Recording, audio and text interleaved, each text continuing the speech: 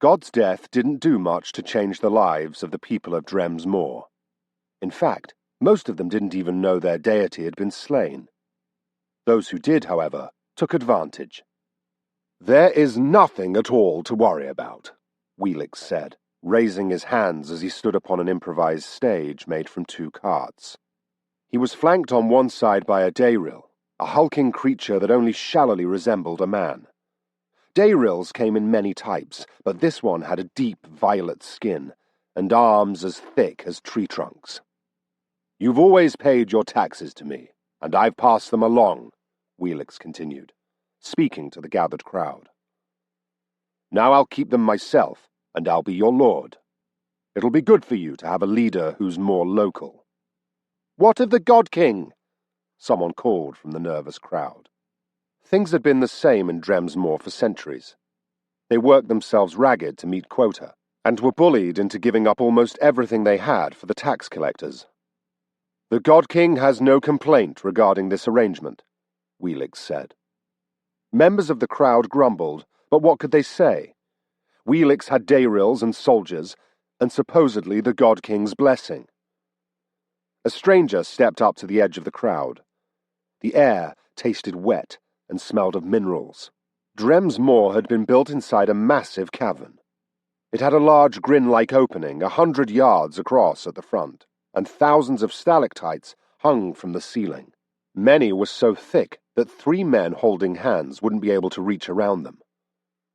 Only stumps remained of many of the gargantuan rock formations, however. 100 enormous chains hung down from the cavern roof, their tops bolted to the stone. The townsmen climbed those chains each day and strapped themselves to the ceiling, where they mined for the precious minerals the God King demanded. The location of buildings in the town shifted month by month, moving out from beneath where the miners worked. Even still, most people, men, women, and children, wore a helm to protect them from falling bits of rock. "Why now?" one of the braver men called. "Why make us have a local lord when we've always been able to pick our own leaders before?" "The God King needs not explain his ways to you," Wheelix yelled. Instead of a helm, he wore his publican's cap and a rich velvet costume of violet and green. The townspeople stilled. To disobey the God King was death.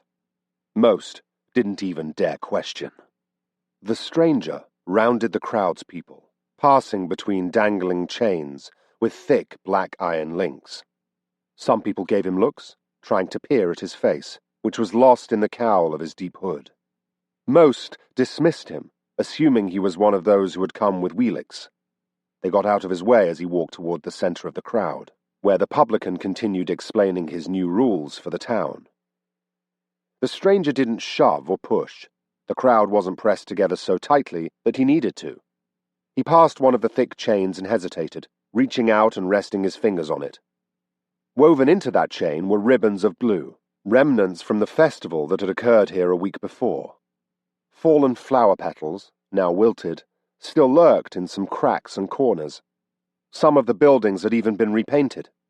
All for the Feast of the Sacrifice, a day that came only once every 2 decades. "So of course there can be no questioning my authority," Wheelix said. He pointed toward the front of the crowd, to the man who had asked the question earlier. "Wouldn't you say?" Yes, my lord," the man said, shrinking down. "Excellent," Wheelix said. "Let's see you beaten and be on with our day, then." "But, my lord," the man said, "Questioning again, I see," Wheelix said. He waved curtly. "A price must be paid. You will remember to whom you belong." Dayrils began to descend upon the townspeople. There was variety to the inhuman monsters in skin, shape, and color, some with claws, others with eyes that burned. They shoved among the people, grabbing young women from their families, including the daughter of the outspoken man. "No!" the man said, trying to push the Dayrils away. "Please, no!" One Dayril, lean like a wolf with bony knobs on its skin and a face that appeared burned, hissed, then raised its sword and swung down at the man. A clang ran through the cavern. The stranger stood there, arm extended, sword blocking the Dayrill's attack. The townspeople, the Dayrills, and Wheelix all seemed to notice the stranger for the first time. People pulled back from him in a ring. Then they saw the sword. That sword. Long and smooth at the sides, with a distinctive set of 3 holes in its center. It was a symbol every child in the land was taught to recognize. A symbol of power, of authority, and of rulership. It was the God King's own weapon. The Dayrill was so surprised that it could do nothing but gape as the stranger spun the weapon and impaled the creature through the throat. The stranger moved in an eye blink, ripping the sword free and dashing forward, cloak trailing behind him. He grabbed one of the chains, moving with practiced familiarity, and swung on it. He swept to a pair of Dayrills who were towing a young woman toward the stage. The two fell easily. These were not the champions of the God King's palace. They were simple brutes. The stranger left them gurgling in their own blood.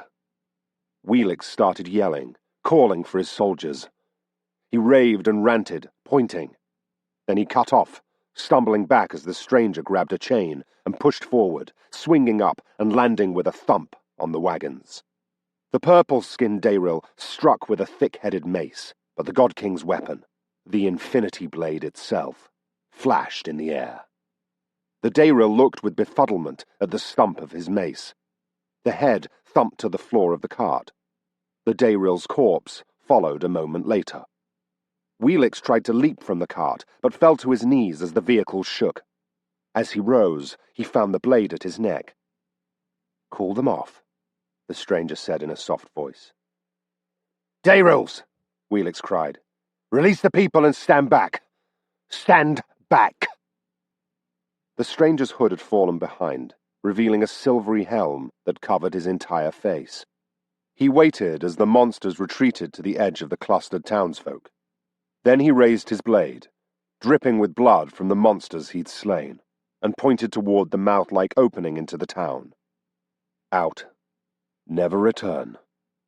Wheelix obeyed in a scramble, falling to the ground as he climbed from the cart, then dashed at a full run out of the cavern, his Dayrills falling in around him. The cavern fell silent. The stranger finally reached up and peeled his helm from his head, exposing sweaty, brown-blonde hair and a youthful face. Siris. The sacrifice. The man who had been sent to die. "I have returned," he told the townspeople. Chapter 1. "He wasn't supposed to win," Master Wren hissed. Siris could hear them talking in the other room of Wren's hut. Siris sat quietly, holding a small bowl of soup in one hand. Fenweed, a very healthy soup. A warrior's soup. It tasted like dishwater. "Well," Master Shanna said, "we can't exactly blame him, can we? For living, I mean." "He went to fight the God King," Master Hobb said. "We sent him to fight the God King." And Siris had gone, just as his father and his grandfather had gone. Dozens had been sent over the centuries, always from the same family. A family sheltered, protected, and hidden by the people of the land. The sacrifice, it was called. It was how they fought back. The only way. They'd live beneath the oppressive thumb of the God King. They'd pay nearly all they had in tribute, would suffer the brutality of men like Wheelix, who up until his power grab had been only a simple tax collector. But they would make this one act of rebellion. One family hidden. One warrior each generation sent to show that the people of this land were not completely dominated. The sacrifice didn't need to win. He wasn't expected to win. He wasn't supposed to be able to win. "Hell take me," Siris thought, looking down at his bowl. Even I didn't expect to defeat him. Siris had gone in with the dream that maybe, if he were incredibly lucky, he'd get a single cut on the God King, make the tyrant bleed. Instead, he'd slain One of the Deathless. The other room fell silent, then the whispers continued, softly enough that he couldn't hear. I really did it, Siris thought. I'm alive. It was only now beginning to sink in. He looked down, then pointedly set the bowl aside. And that means I never have to drink this dreck again. He stood up, smiling. He had dreamed of what might happen if he actually killed the God King. He hadn't dared hope, but he'd allowed himself those dreams. He'd imagined triumph, celebrations. He'd imagined exulting in his victory. Oddly, he didn't feel exultant. Instead, he just felt free. Being the sacrifice had dominated everything he'd ever done. But that was done with. Finally. Finally, he could figure out who he was. The person he could be when he didn't have this terrible duty weighing him down. He hesitated, then fished a small wood-bound book out of his pocket. His mother had given it to him and told him to record his thoughts each night as he travelled to the God King's castle. His mother and he were among the few in the town who could read. The sacrifice had to be literate. Siris wasn't certain why. It was merely tradition. He hadn't considered it an arduous requirement. Reading and writing had come easily to him. The logbook was empty. Siris had never written in it, and felt foolish for ignoring his mother's suggestion. He hadn't been able to force himself to do it. He'd been marching to his death, determined to avenge his fathers who had fallen to the God King's blade. Not by killing the creature, but by fighting him, by proving that, despite what he may think, the world was not completely his. Siris's mother had included a charcoal pencil with the book. Siris raised it and turned to the first page. There, in bold letters, he wrote one sentence. I hate fenweed soup. The door opened, and Siris turned to face the town's elders. Master Wren stood at their forefront, a short, bald man with a round face and red ceremonial robes now faded with age. Siris, Master Wren said, we were wondering what it is you intend to do next. Siris thought for a moment. I intend to visit my mother, he said. I'd assumed she'd be in the town, as it's midday. I should have gone to her hut first. She lived outside of the main cabin in the open air. Yes, Master Wren said. But after that? I've given that a lot of thought, Master, Siris said, tucking away the book. And, well, I've come to a decision. Yes? I'm going swimming. Master Wren blinked in surprise, then turned to the other elders. After that, Siris continued, I'm going to eat an everberry pie.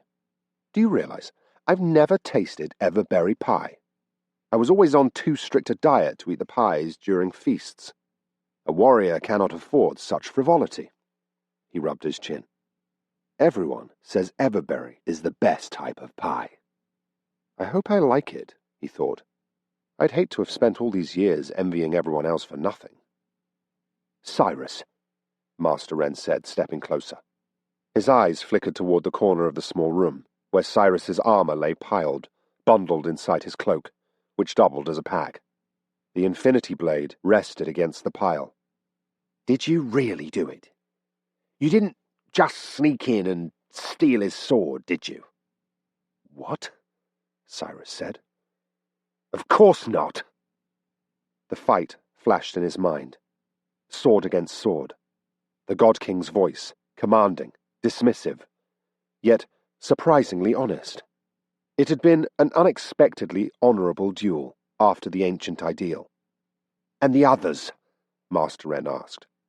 The other 6 members of the Pantheon. You killed their king. Did you face the others? I duelled some captives in the dungeon, Siris said. I think they might have been important, but they didn't look like members of the Pantheon. I didn't recognize them, at least. Master Wren glanced at the other elders. They began shuffling, uncomfortable. What? Siris demanded. Siris, Master Wren said. You can't stay here. What? Why not? They'll come hunting you, son, Master Wren said. They'll come hunting for that.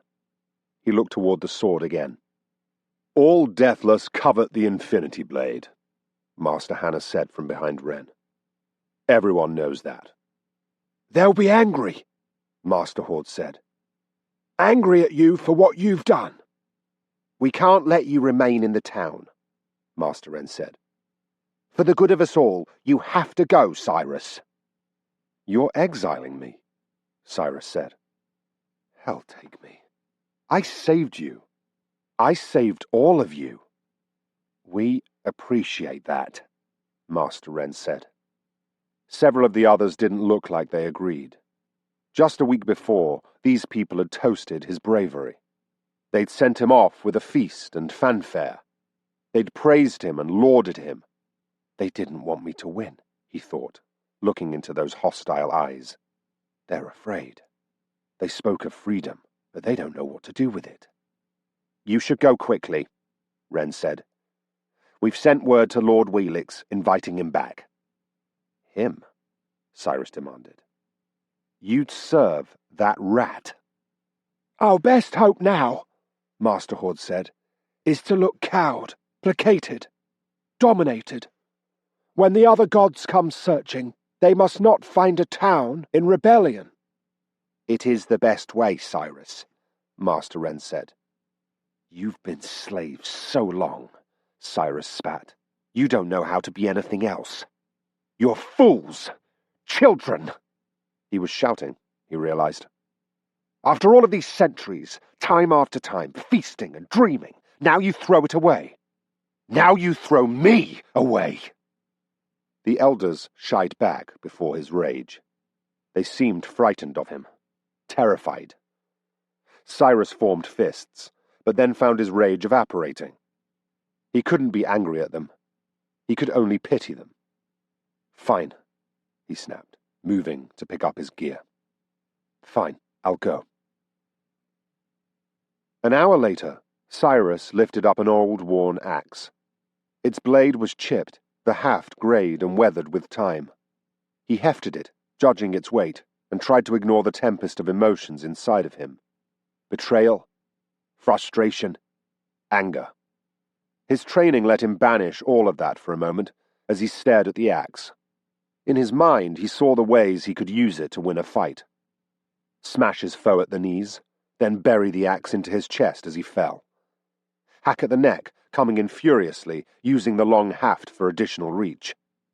Bash the axe against an opponent's shield time and time again to throw him off balance, then step back and strike unexpectedly from the right. He raised the axe, then swung it down at a log resting on the stump before him. He hit the log off-center, and the axe bounced away as if the wood was stone. Siris growled and swung again, but this time only managed to hack a chip off the side. "Damn," he said, resting the axe on his shoulder. "Chopping wood is a lot harder than it looks." "Siris?" a shocked voice asked. He looked up. A middle-aged woman stood on the pathway up to the forested hut, clutching a bucket of water. Her hair was starting to silver, and her clothing was of the simplest wool. His mother, Mayan. His mother would know what to do.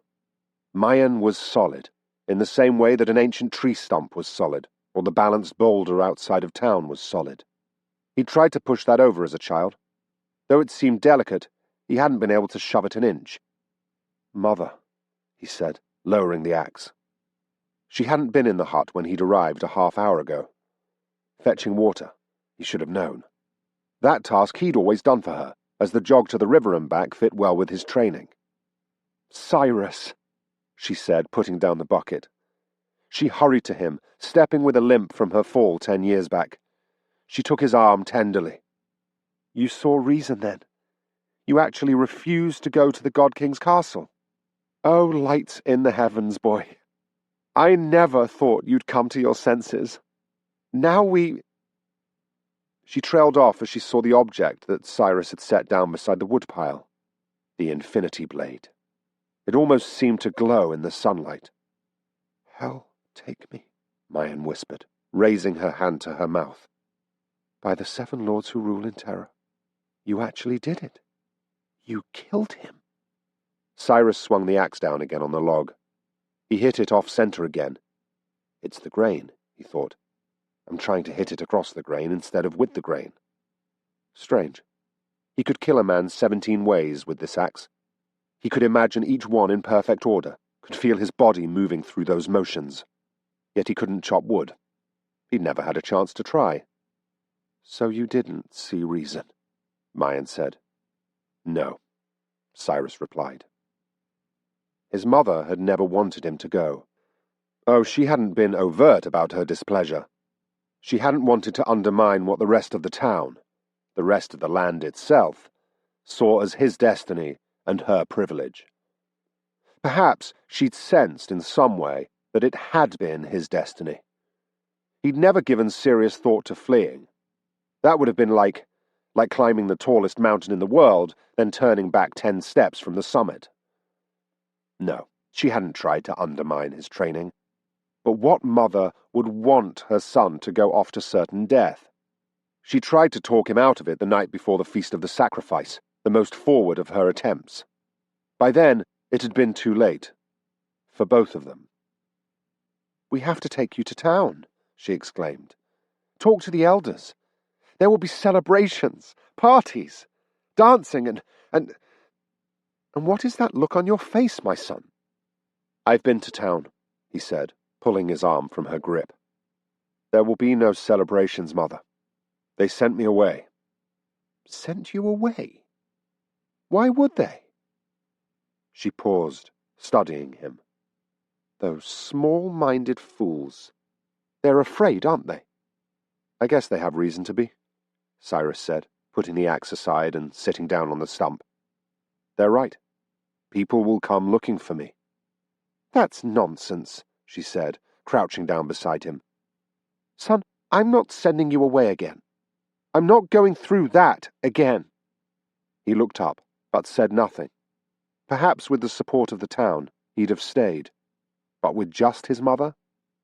No, he wouldn't endanger her. Why had he even come to her then? Because I wanted her to know, he thought. Because I needed to show her that I'm alive. Perhaps a greater kindness would have been to stay away. "You're not going to let me choose, are you?" she said. He hesitated, then shook his head. Her hand tightened on his arm. "Ever the warrior," she whispered. "Well, at least let me feed you a good meal. Then perhaps we can talk further." He felt immeasurably better with a good meal in his stomach. His mother hadn't had any everberries for a pie, unfortunately, but she'd fixed him some peach cobbler. He carefully noted in his logbook, "I like peach cobbler. Definitely like peach cobbler." "How many times did I try to feed you that when you were growing up?" she asked him, sitting across the table and watching him as he spooned up the last bite. "Dozens," he said. "And you refused every time?" It was hard to explain. He'd known his duty, somehow. Even from childhood, he'd known. The town's expectations had held him to high standards, but the truth was that he'd held himself to them as well. "You always were an odd child," she said. "So solemn, so dutiful, so focused. Sometimes I felt less like a mother to you and more like an innkeeper, even when you were young." It made him uncomfortable when she talked like that. "You never speak of father. Was he the same?" "I didn't know him long," she said, looking wistful. "Isn't that odd to say? We met like it was a dream, married in under a month. Then he was gone, off to be the sacrifice. He left me with you." She'd come here to Dremsmoor in order to get away from her old life. She had cousins here, though she'd never really fit in. Neither had he, even though the townspeople had claimed to be proud at being the ones to raise the sacrifice. "He did have a sense of purpose," she said, nodding. "The same as you." "I wish I had that still," Siris replied. He looked down at his empty plate, then sighed and stood. "I'd hoped that now, finally, I could go about being myself, whoever that is." "Must you go, Siris?" she asked. "You could stay, hide here. We could make it work." No, he said. I won't bring this down upon you. I can't make you stay, I suppose? She didn't seem pleased about that. But where will you go? I don't know, he said, gathering the cloak, wrapped like a pack with his armor inside of it. Are you at least willing to listen to a little advice? From you? He said. Always. I wish to the lights of heaven that you hadn't set your feet on this path. But you did, son. I didn't have a choice. That's foolishness, she said. You always have a choice. Foolishness or not, it was still how he felt. You set your feet on this path, she continued. So now you need to finish what you began. I did finish it, he complained. I killed the God King. What more could they ask of me? It's no longer about what people are asking of you, son, she said. She reached over, taking his hand. I'm sorry, she said more softly. You don't deserve this. It's true. He looked down. Don't despair. She rose, taking him by the arms. You've done something wonderful, Siris. Something everyone thought impossible. You've fulfilled the dreams of your fathers and avenged their deaths. She pulled away and looked up at him. Do you remember what we spoke of on that night before you left? Honor. I told you that if you're going to do something, son, she said, you need to do it with all of your heart. You have something you didn't have before. Hope. You've defeated one of them. They can be beaten. She held his eyes and he nodded slowly. Good, she said, squeezing his arms. I'll pack you food for your trip. He watched her limp away. She's right, he thought. I've done the impossible once. I'll do it again. This time, however, he wouldn't be hunting someone to kill. This time his quest would be more personal. Somehow, he would find the one thing he'd always wanted without realizing it. He'd find freedom. Chapter 2. The God King came awake with a deep gasp. It was the uncontrolled gasp of one who had been without breath for too long. The gasp of the dead returning to life, his heart pounding, his eyes opening wide. It was a terrifying, yet exhilarating feeling. It was a feeling he had never wanted to feel again. Around him floated the serene sounds of his seventh temple of reincarnation. Soft rain outside, hitting leaves and the quiet rooftop, leaving the air cool and damp. A few muted beeps from the dead minds that monitored his vital signs. The swishing of robes in the hallway outside, his devoted, hurrying to obey the call of reincarnation. Yes, outside was serenity. Inside was chaos. That would not do. Thousands of years of life had taught Radriar many things, but the most important was to be in control. He sat up, reaching out to pick up the helm that lay on the nearby table. The faces of the Deathless were not to be seen by common mortals. He rose, bare feet upon the smooth bamboo floor, and crossed the room to where a suit of armor stood waiting. One of the newer sets, the height of current design and technology. He'd been meaning to begin using it. This offered a good chance. His old set had probably been taken by thieves by now, robbed from his corpse. He checked the wall-mounted dead-mind mirror. That mirror would have been called a monitor in earlier eras, but it had been so long that he'd stopped using such terms. They could be confusing to people in this era. The mirror's information indicated that his new body was functioning normally, that reincarnation had been a success, and that all was well in this particular quarter of his kingdom. He stepped into the armor, which lay open and splayed like a corpse on a dissection table. It began to fold around him, locking into place. The fight replayed in his mind. Another in a long line of heroes come to kill him, responding to the seeded legends. An offer to join him refused. A duel, one-on-one, after the classical ideal. Did these mortals understand the honor he did them in granting them such a privilege? Probably not. After all, This mortal had ended that duel by ramming the God King's own blade into his chest. For just a moment, lying stunned at the foot of his throne, the God King had known true fear. He couldn't suppress a shiver. That boy had used the Infinity Blade, killer of gods. I could have died, he thought. Died the final death, real death. The concept was unfamiliar.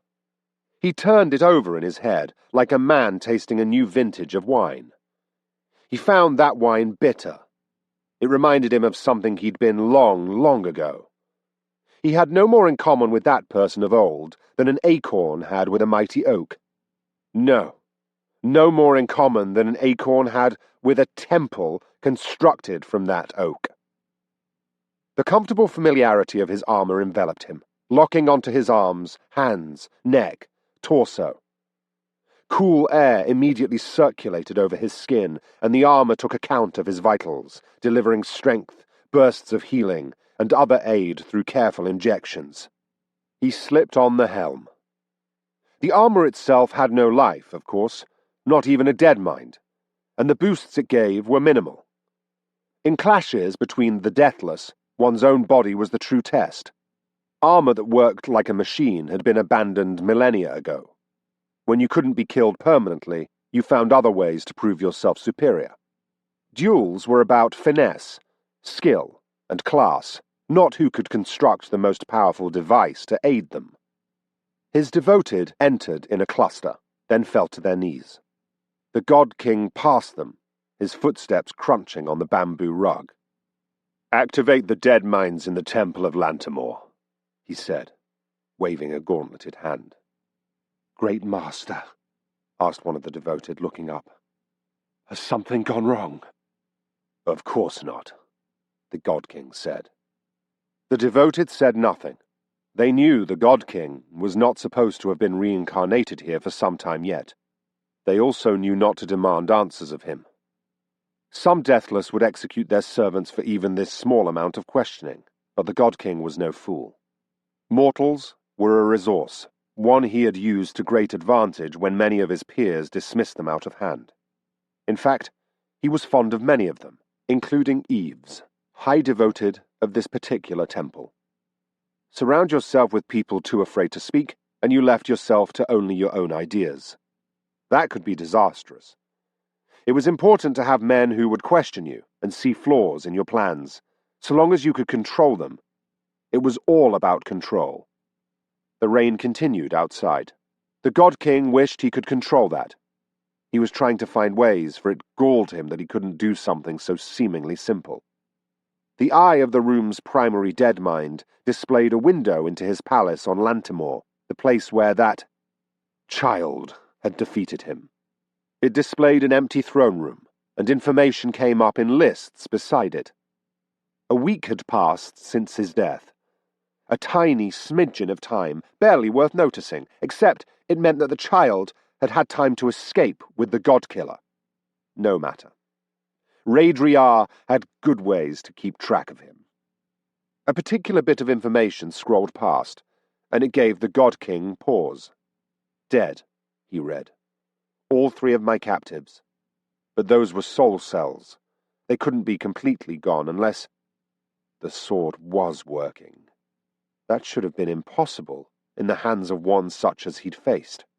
The proof was before him, however, and he felt a thrill at it. How, then, had Raedriar himself survived? He confronted this question, the one most worrisome to him, as it displayed a profound lack of control. That fight had not gone the way it should have. Of course, it was strong enough to kill lesser Deathless, but not yet at full power. He should have realized this. Perhaps only one more death of the right bloodline, and... he thought, seeing another bit of information. That could be an issue. "Find me a recording of the moment where I let him defeat me," he said out loud. The servants worked, and the dead mind mirror displayed an image of him fighting the child in the throne room. Too many questions. He hated questions. They would surrender their secrets to him. He had come too far to let this plan spiral away from him now. In a way, all that had happened was good, as he now had the proof he needed. And so, he decided he had not been defeated. This was what the plan had required, even if he hadn't known it at the time. Those moves, he thought idly, pondering the recording. So familiar. Who trained him? And then it all locked into place. He'd been played. Masterfully. Worker of secrets, he thought. My, but you are a subtle one. Gather the Serengal, he said, sending his devoted to fetch the most skilled of his knights, and set up surveillance on that child. The devoted burst into motion. The God King sat back, contemplating. He waited for 6 hours, practically motionless, a few thoughts playing across his mind. He could faintly recall when 6 hours would have felt like a great deal of time to sit and think. But now it passed as quickly to him as a single breath. His servants located the child, crossing the rocky expanses of his homeland. The God King laced his fingers, inspecting the child's path. So, this Siris was returning to the palace, was he? Why? The God King leaned forward and watched with interest. Siris stepped up onto the edge of a rocky precipice overlooking the God King's castle. It squatted in the cliffs, like a nugget of dark iron trapped in the surrounding rocks. He decided that he needed to start here primarily because he wanted to lay down a new trail for anyone looking for him. He didn't want them tracking him to Drem's Moor. He needed, instead, to lead them in another direction. He started the hike down to the castle. The other Deathless, he thought. Maybe I could buy them off. He looked down at the sword he wore in an improvised sheath at his side. They wanted the God King's weapon. Perhaps he should just give it to them. No, he thought. They'll still execute me for killing their king. Immortal did not slay a god. He continued down the pathway toward the God King's palace. It stood to reason that they'd begin looking for him here. If there were Dayrils still in this place, he could make a big show for them of going somewhere other than Drem's Moor.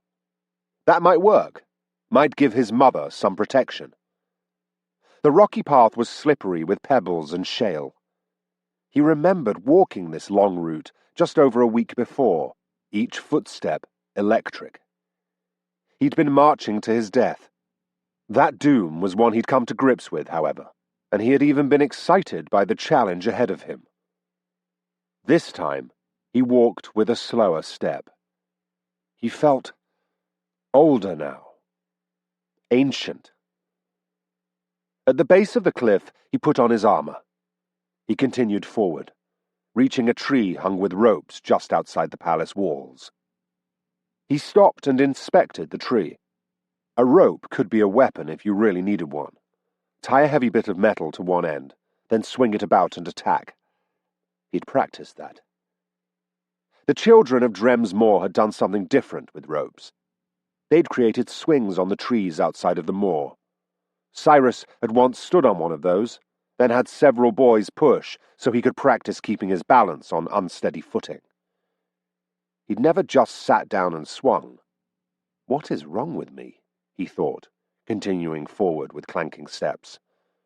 Why didn't I ever try it? Even once? He reached the side gate to the castle, and a Dayril stepped out. Long of limb, with red-orange skin, and a skeletal cast to the arms and legs. The Dayril had a horrifically twisted face. Siris raised his sword with a sigh. He'd have to fight his way in again, it appeared. "Great master!" the Dayril exclaimed. It jumped forward and Siris stumbled back, wary. The creature didn't attack, but threw itself at Siris's feet. "Great master, you have returned." State your purpose, Dayril. We live to serve you, master. I am Strix, and I obey. The castle is yours now. The kingdom as well. The kingdom?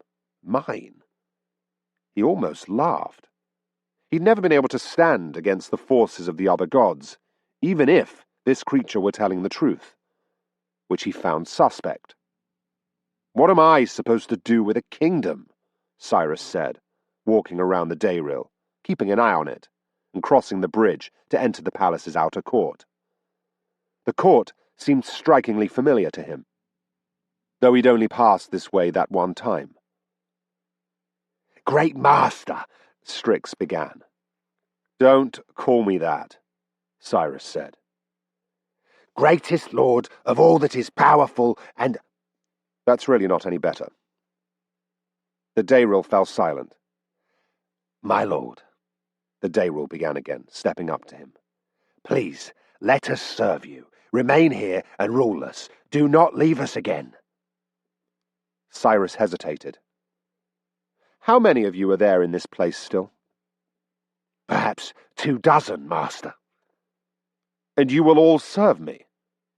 Yes, great master. Yes, indeed. You have slain our ruler, and in so doing have become our leader. Who led you before I returned? Kuth, master, Strix said. He is ancient and wise, a troll, nearly 40 years old. Send for him, Siris said, and gather the other Dayrils, every one of them in the castle. Bring them to the throne room. He didn't trust these creatures, not for a moment, but perhaps he could use them. Finish what you began. Siris sat on the God King's throne. What had his mother meant by that? Surely she hadn't meant to imply that he should take the God King's place. That would be suicide. The God King's throne wasn't very comfortable, though Siris was wearing armor, which never made sitting particularly comfortable. He'd removed his helm and set his shield to the side, though he kept the infinity blade close. Seeing his face unnerved the Dayrils. That seemed a good enough reason to him to keep the helmet off, for now. He inspected the infinity blade as he waited.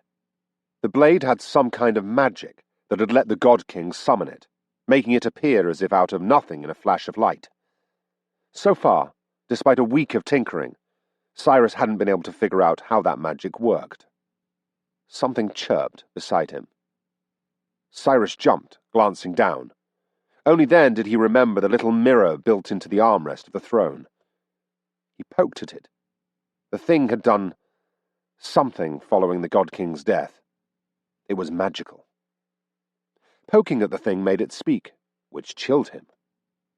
"What is your command?" it asked.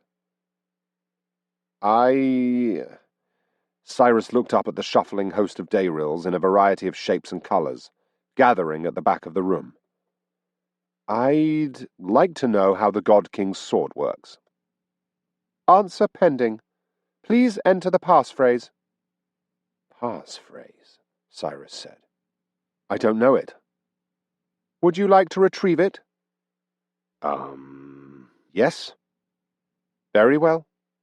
Please answer this security question. In what kingdom did you first meet the worker?"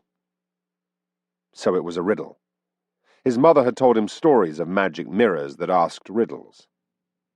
"In the kingdom of night and dawn, at the break of the day," he said. It was the answer to one of the riddles from the stories.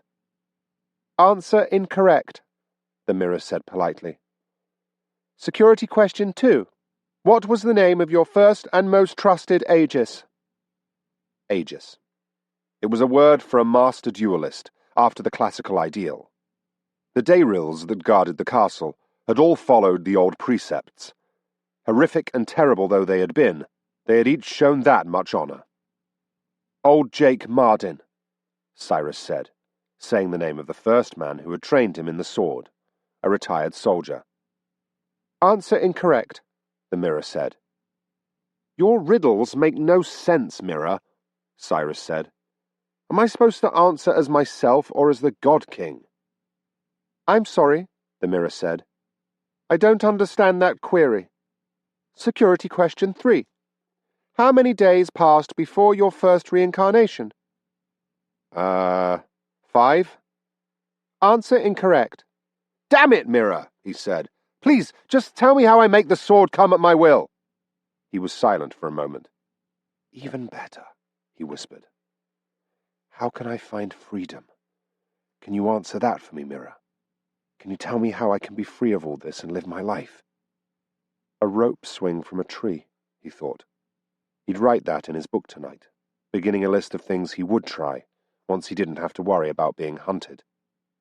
I'm sorry, the Mirror said. I'm not authorized to speak further. The waiting period is 1 day before the next access attempt. The Mirror grew black. Hell take me, Siris said, leaning back in the horrid throne. Honestly, couldn't someone who called himself the God King get a decent cushion? The dead minds will not speak to you, slayer of gods, said a deep, tired-sounding voice.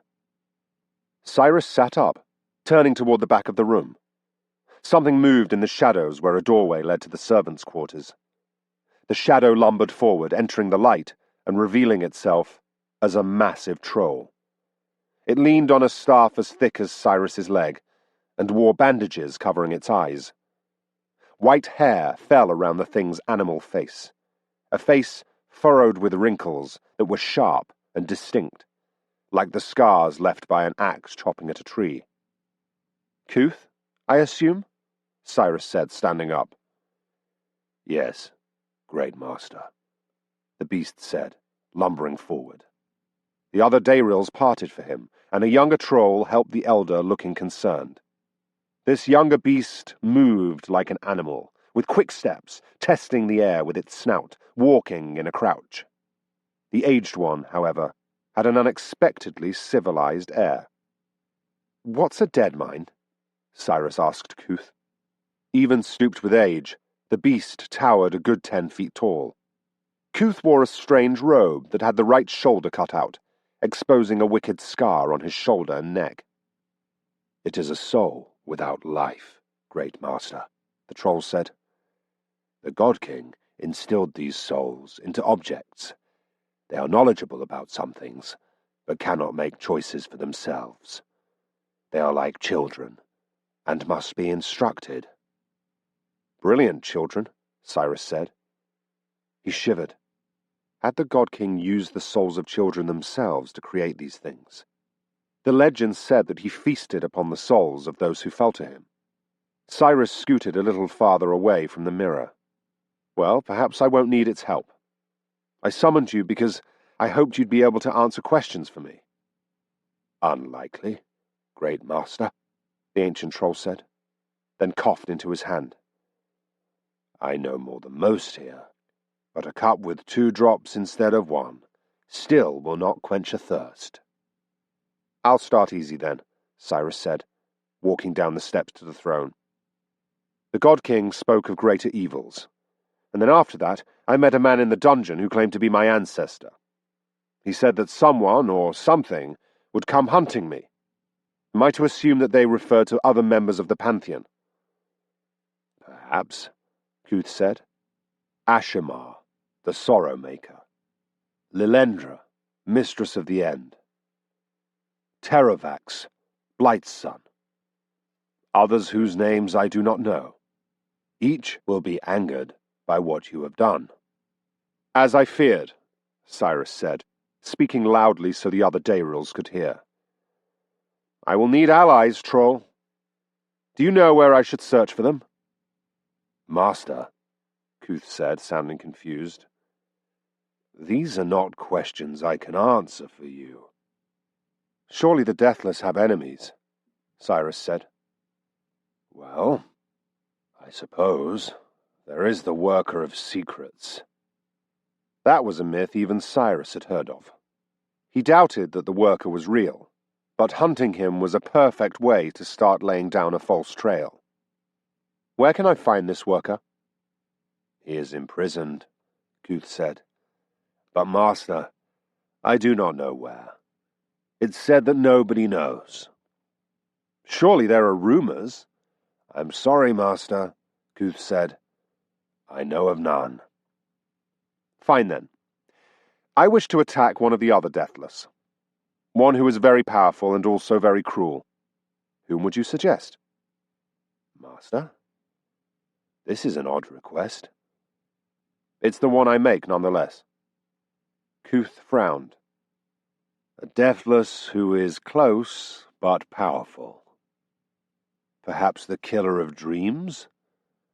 You travel to the north across the ocean to find him. He is not part of the Pantheon, and has of late been very antagonistic to our former master. Siris frowned, sitting down. There were Deathless who weren't in the Pantheon. Well, perhaps that's what I killed in the dungeon, he thought. But then there had also been Siris's ancestor. He wasn't certain what he believed of what that man had said. When Siris had taken off the man's helm, he had found a youthful face beneath it. Perhaps serving the Deathless granted men immortality. Was that why one who had come to kill the God King would instead choose to serve him? Siris knew so little. Do you know how the God King made the magic of his sword and shield work, Kuth? He asked it in a softer voice, no longer for the show of the watching Dayrills. I may be able to guess, Great Master, Kuth said. I believe it had something to do with his ring. Siris fished in his pocket, taking out a silvery ring. He'd pried it from the finger of the God King. This? It's a healing ring. I have others taken from the bodies of Aegis I slew. He slipped it on. He could feel its healing magic tingling on his finger. That one is more useful than the others you found, Kuth said. It somehow let him summon his sword to him. How? Siris asked. I do not know. Before I lost my eyes, I saw the God King use it to sling fire as well. Siris frowned, then extended his hand to the side and attempted to summon fire. It didn't work. Once he defeated the God King, all of his rings, save the healing rings, had stopped functioning. It can't do that anymore. Why? I do not know. All right then. What were those creatures in the dungeon? They seemed different from other Aegis I fought. I never saw them, Master. Why did the sword flash when I slew them? And why did the God King have them imprisoned? He still worried that he'd killed what could have become his allies. Yet each one had fallen into the Aegis stance, and then attacked him. I do not know that either, Kuth said. A sudden flare of annoyance rose in Siris. Bah! Do you know anything, fool creature? Siris froze. Where had that outburst come from? It had been many years since he'd lost his temper. His mother had trained him to deal with that as a child. He immediately took a grip on his frustration and shoved it down. The ancient troll stood quietly, then sniffed the air a few times. He's blind, Siris reminded himself, looking at the bandaged eyes. Do you mind if I sit, Great Master? Kuth asked. I don't. The great beast tested with his large staff until reaching the steps to the throne, then settled down quietly. Thank you, Great Master. It's growing difficult to stand in my age. What happened to your eyes, Kuth? Siris asked, sitting on the lip of the throne dais, hands clasped before him. I put them out. What? Why would you do that? Among the Cavra. That is what we call ourselves, Great Master, though many just call us trolls. Among the Cavra, the most powerful lead.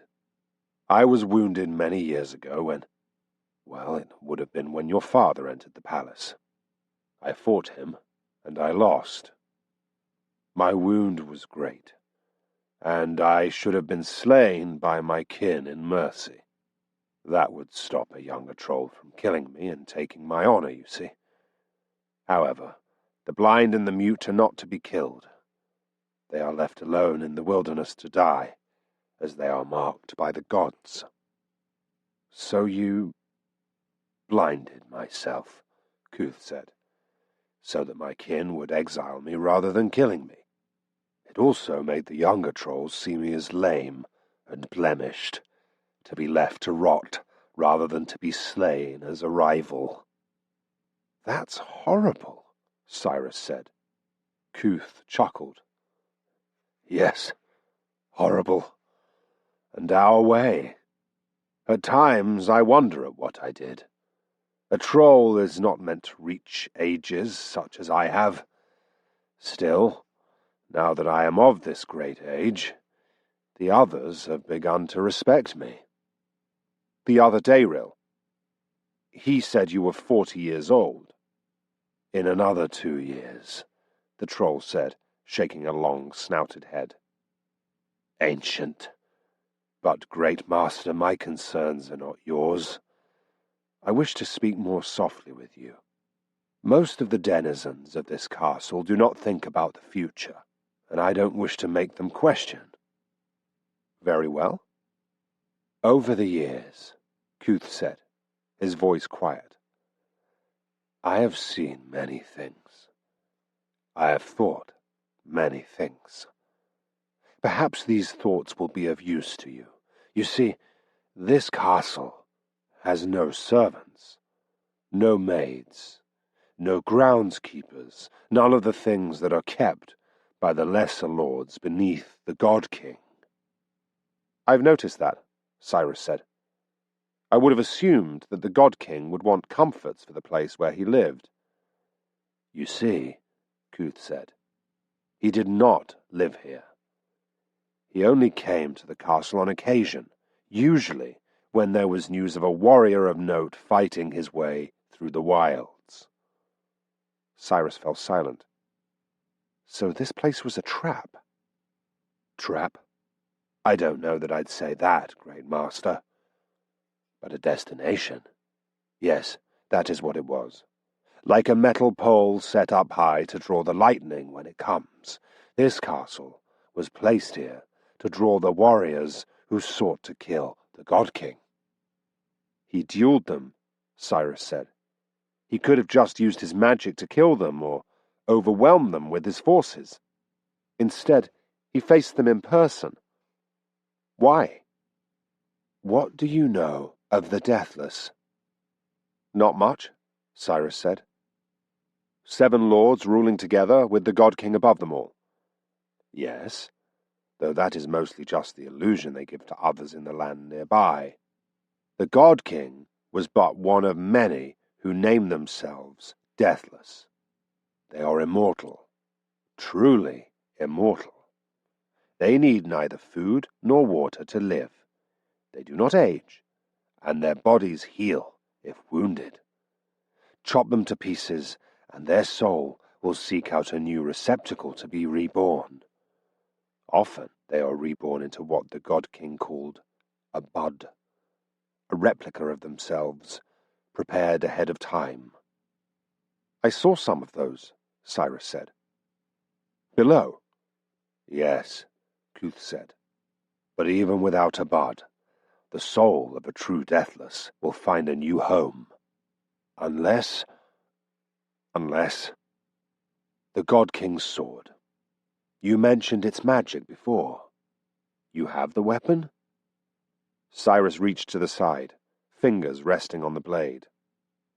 The Infinity Blade, Kuth whispered, crafted by the worker of secrets himself. But he's just a myth, isn't he? What better creator of a sword that should not be? A sword to kill the unkillable. Great Master, that weapon is designed to slay the Deathless. Permanently. It is a terrible and wondrous thing. The Deathless have lived for thousands of years, and have come to see themselves as eternal. But if one of them were to gain access to a weapon which could finally threaten them, he'd be a god. Siris whispered. God among gods, Kuth said. King among kings. First of immortals. Siris ran his fingers along the blade. They will chase me. They'll hunt me for this. He gripped the sword by the hilt. I should throw it away. And they would still hunt you, Kuth said, because you know the secret, because you've done the unthinkable. You're dead too, Siris whispered, realizing the truth. Everyone in this castle, each Aegis or Dayril, who knows that Immortal slew one of the Deathless. You see why I needed to whisper this to you, Kuth said. No need to inspire a panic. Many of the Aegis in this castle are golems with dead minds controlling them, but many are not. All will likely be destroyed, just in case. You don't seem afraid. I've lived many years beyond my lifespan, Kuth said. I believe my death will be a nice rest. The others, well, they'll probably be allowed to fight one another until one champion remains to fall upon his sword. It's the method commonly granted to skilled Aegis who have acquitted themselves well. They will consider it an honor. Hell take me, Siris said, looking at the creature's bandaged eyes, then at the gathered Dayrils at the back of the room. You're all insane. We are what we were created to be, Great Master, Kuth said.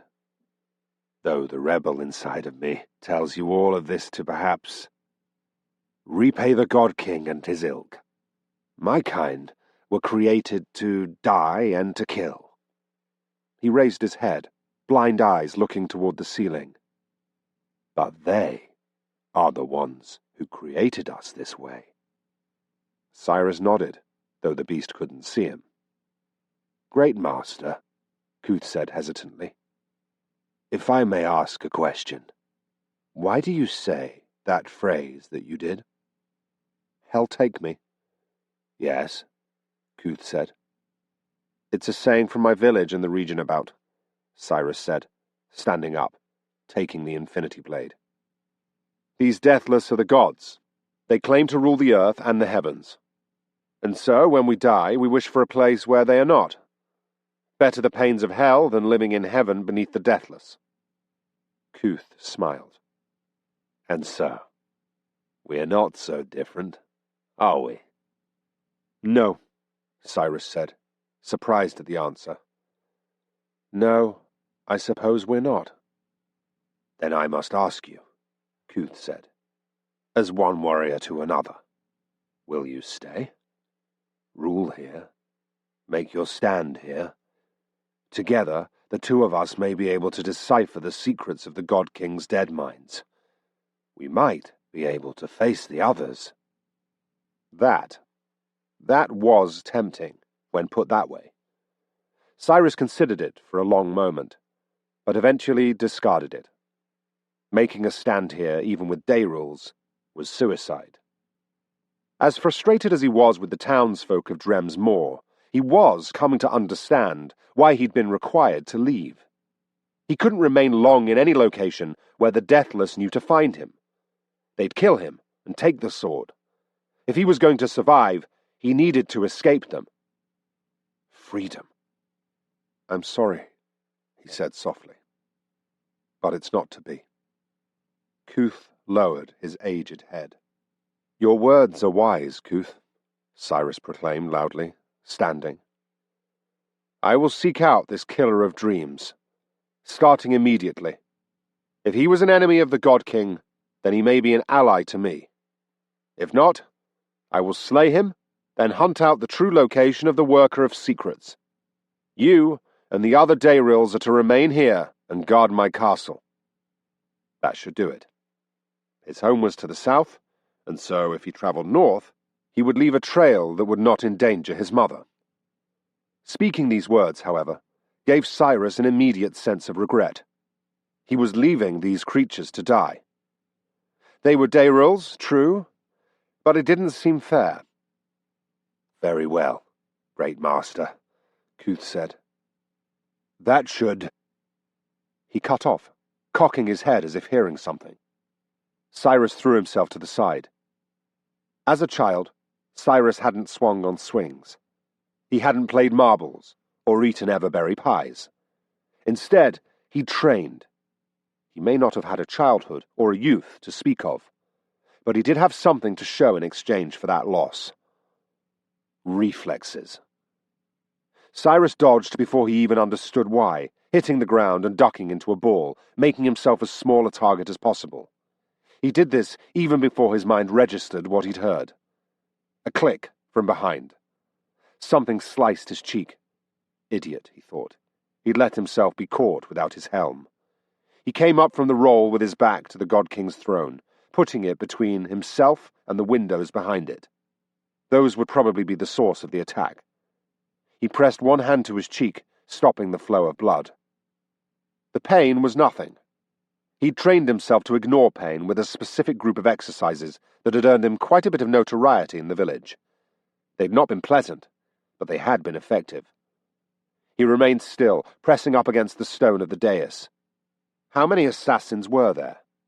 He needed his weapon. Making a quick decision, he let go of his bleeding cheek and scrambled up the steps to the throne, then grabbed the hilt of the infinity blade in his unbloodied hand and spun around the side of the throne to assess his enemies. A single figure in dark clothing had dropped on a rope from one of the upper windows of the vaulted chamber.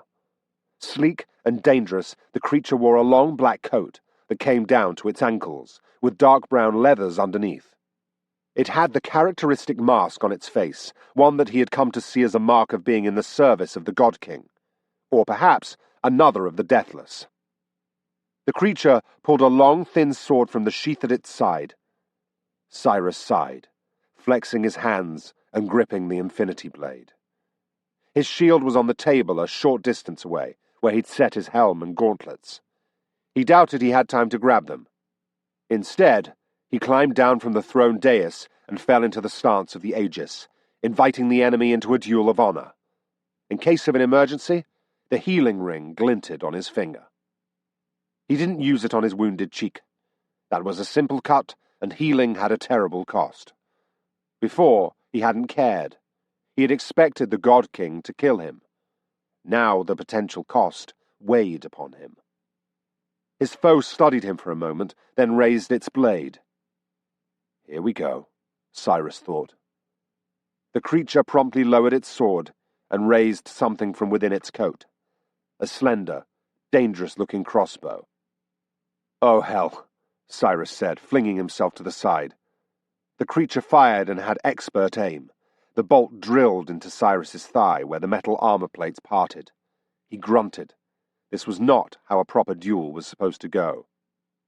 Siris came up stumbling and winced. He yanked the small bolt from his thigh, awkwardly holding his blade and trying to watch for the creature's next attack. As he did so, he felt a deadening of his leg. Poison. Hell take me. He had no choice now. He took cover beside the throne dais, then engaged the ring. The healing effect was immediate. He felt a burning on his finger as the magic was expended, and a shock ran through his body. His skin grew clammy as if he'd dunked himself into an icy pond in the winter. It lasted only an eye blink, and when he came out of it, his pains were gone. However, in that eye blink, his hair had grown all the way down his shoulders, and he now had a beard where previously he'd had none. His fingernails had grown long. The healing rings sped up his body in a twisted way. Though they made him heal quickly, wounds scabbing over, then becoming scarred, they also made him age as long as it would have taken to heal wounds naturally. As near as he could figure, each use of the ring took about half a year off his life. He raised a hand to his newly grown beard as he glanced at himself in the polished marble of the throne's dais. He hated healing. The more he did it, the more alien his own features seemed. He peeked around the side of the large throne. The assassin was slinking along the side of the dais toward him, obviously expecting him to be succumbing to the poison. The creature yelped in a quite undeyrilic way, as Siris dashed out from behind the dais, running toward the side of the room. The assassin raised its crossbow again, but Siris was ready. He ducked low and jumped in a roll. He came up beside the table and grabbed his shield, turning and raising it. The enemy scuttled away, taking cover. Siris gritted his teeth. Every beast he had faced in the God King's palace, even the most foul of Dayrils and most primitive of trolls, had followed the ancient dueling ideals. Obviously, he was facing a different kind of evil now. "So," a feminine voice called from beside the pillar where the assassin had fled. "You're not dead, then, I see." Her voice had a faint accent that Siris couldn't place. She said her S sound too long, like it was an E instead, and she punctuated her syllables too much. Siris blinked in surprise but didn't reply. He moved across the room back toward the throne dais. It made for a good cover.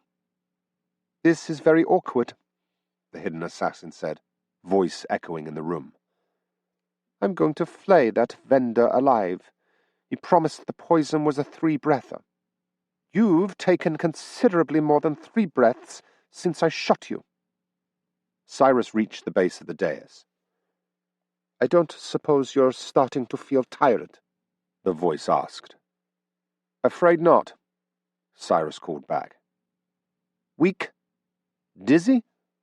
A little peckish?" Siris hesitated. "Peckish?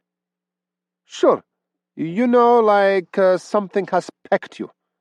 Isn't that what the word means?" "It means hungry," he said flatly. "Damn!" There was a sound coming from one of the back pillars, like the assassin was writing. Taking notes.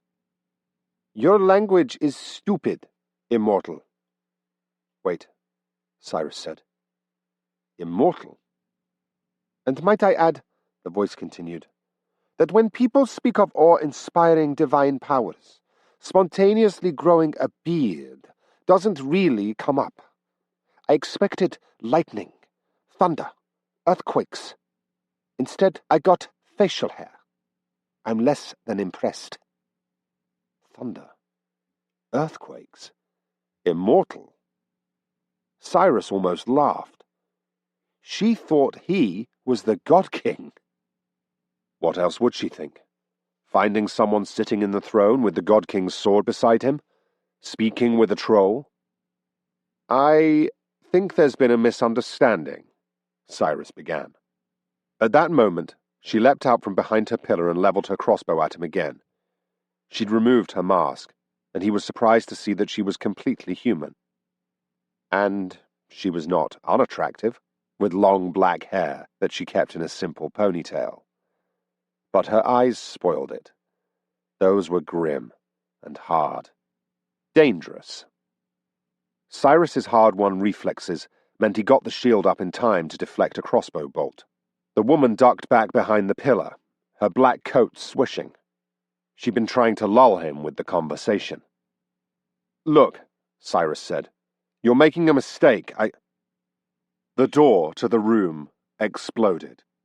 A massive, hulking thing of sparks and darkness broke its way through the far wall, tossing down chunks of rock. It held a blade as wide as a man's stride, and its head was capped by a helm that trailed black mist through the ice slit. "What's that?" Siris demanded.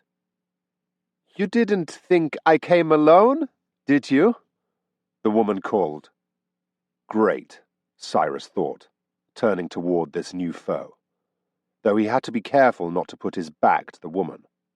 That would likely earn him a crossbow bolt between the shoulder blades. His armor was good, but she obviously had an enhanced crossbow built to punch through the best steel. The newcomer stepped into the room, the beautiful marble tiles crunching and cracking beneath its feet. Siris was half afraid the tower floor would fall out from under them. They were at the highest point in the castle, and the drop would be deadly. Most of the Dayrils fled, though Cuth retreated to the side of the room. The ancient troll rested on his staff, head cocked to listen. None of the Dayrils offered to help Siris, despite their willingness to call him Great Master. Siris put himself into an Aegis fighting stance. Well, as best he could, while watching two places at once. The machine-like monster took a pair of crunching steps forward, then another one, just like it, followed through a hole the first had made, knocking pieces of rock to the ground. Great, Siris thought. He made a snap decision, then attacked forward, intending to try to defeat one of the monsters before he could be overwhelmed. The assassin had been waiting for that move, however, and took a shot at him as he charged. Siris had to lurch to a stop, letting the bolt shoot in front of him, then awkwardly raised his shield to block a blow from the first golem. The monster's gigantic sword crashed down, hitting hard and sending a shower of sparks from his shield. The shield's magic held, but just barely. Terrors, he thought. I'd never be able to parry a blow from something like this unaided. He breathed out, bringing his sword around to strike, but caught another motion from the corner of his eye. He leapt to the side in time to dodge yet another crossbow bolt. She was fast with those reloads. "Did that one kill you?" a feminine voice called. Siris grunted as he blocked another blow from the golem. The second golem was rounding to his right, each footstep shaking the room. "You're downright unaccommodating, Deathless," the girl called at him. "I'm not the God King," Siris yelled desperately. "I'll be satisfied with one of his minions." "I'm not one of his minions. Something about this situation seemed suddenly familiar. One foe in front, one to the side, one to the back. Siris felt as if he knew how he should stand, how he should fight, as if he'd done it before. But he'd never been in a situation like this. He'd trained in the Aegis forms, one-on-one, except the golem attacked again with a crash. At the same time, the second one charged in from the right. Siris cursed, jumping into a roll. The first golem's sword smashed into the ground, spraying chips of stone, and Siris rolled up just inside the reach of the other. He met its blow with his shield. Terrors, but these monsters were strong. The shield's magic gave out, and he heard a distinct crack. His arm felt numb, and the force of the blow hurled him backward. Siris hit the marble floor with a grunt, his vision going black for a moment. He could feel the ground shaking, could smell the too clean, too sterile air of the God King's throne room. He groaned, rolling over. "No, don't stop. It's coming." Siris growled, and his vision returned. He was lying on the floor before the God King's throne. His hip ached where he'd hit the ground. His head rang with pain. Without his armor, he'd have been dead. He could barely feel his shield arm. The golems were coming at him slowly, cautiously, stone tiles crunching under their feet. Siris climbed to his feet, then stumbled backward, moving up the steps toward the throne, flexing his fingers.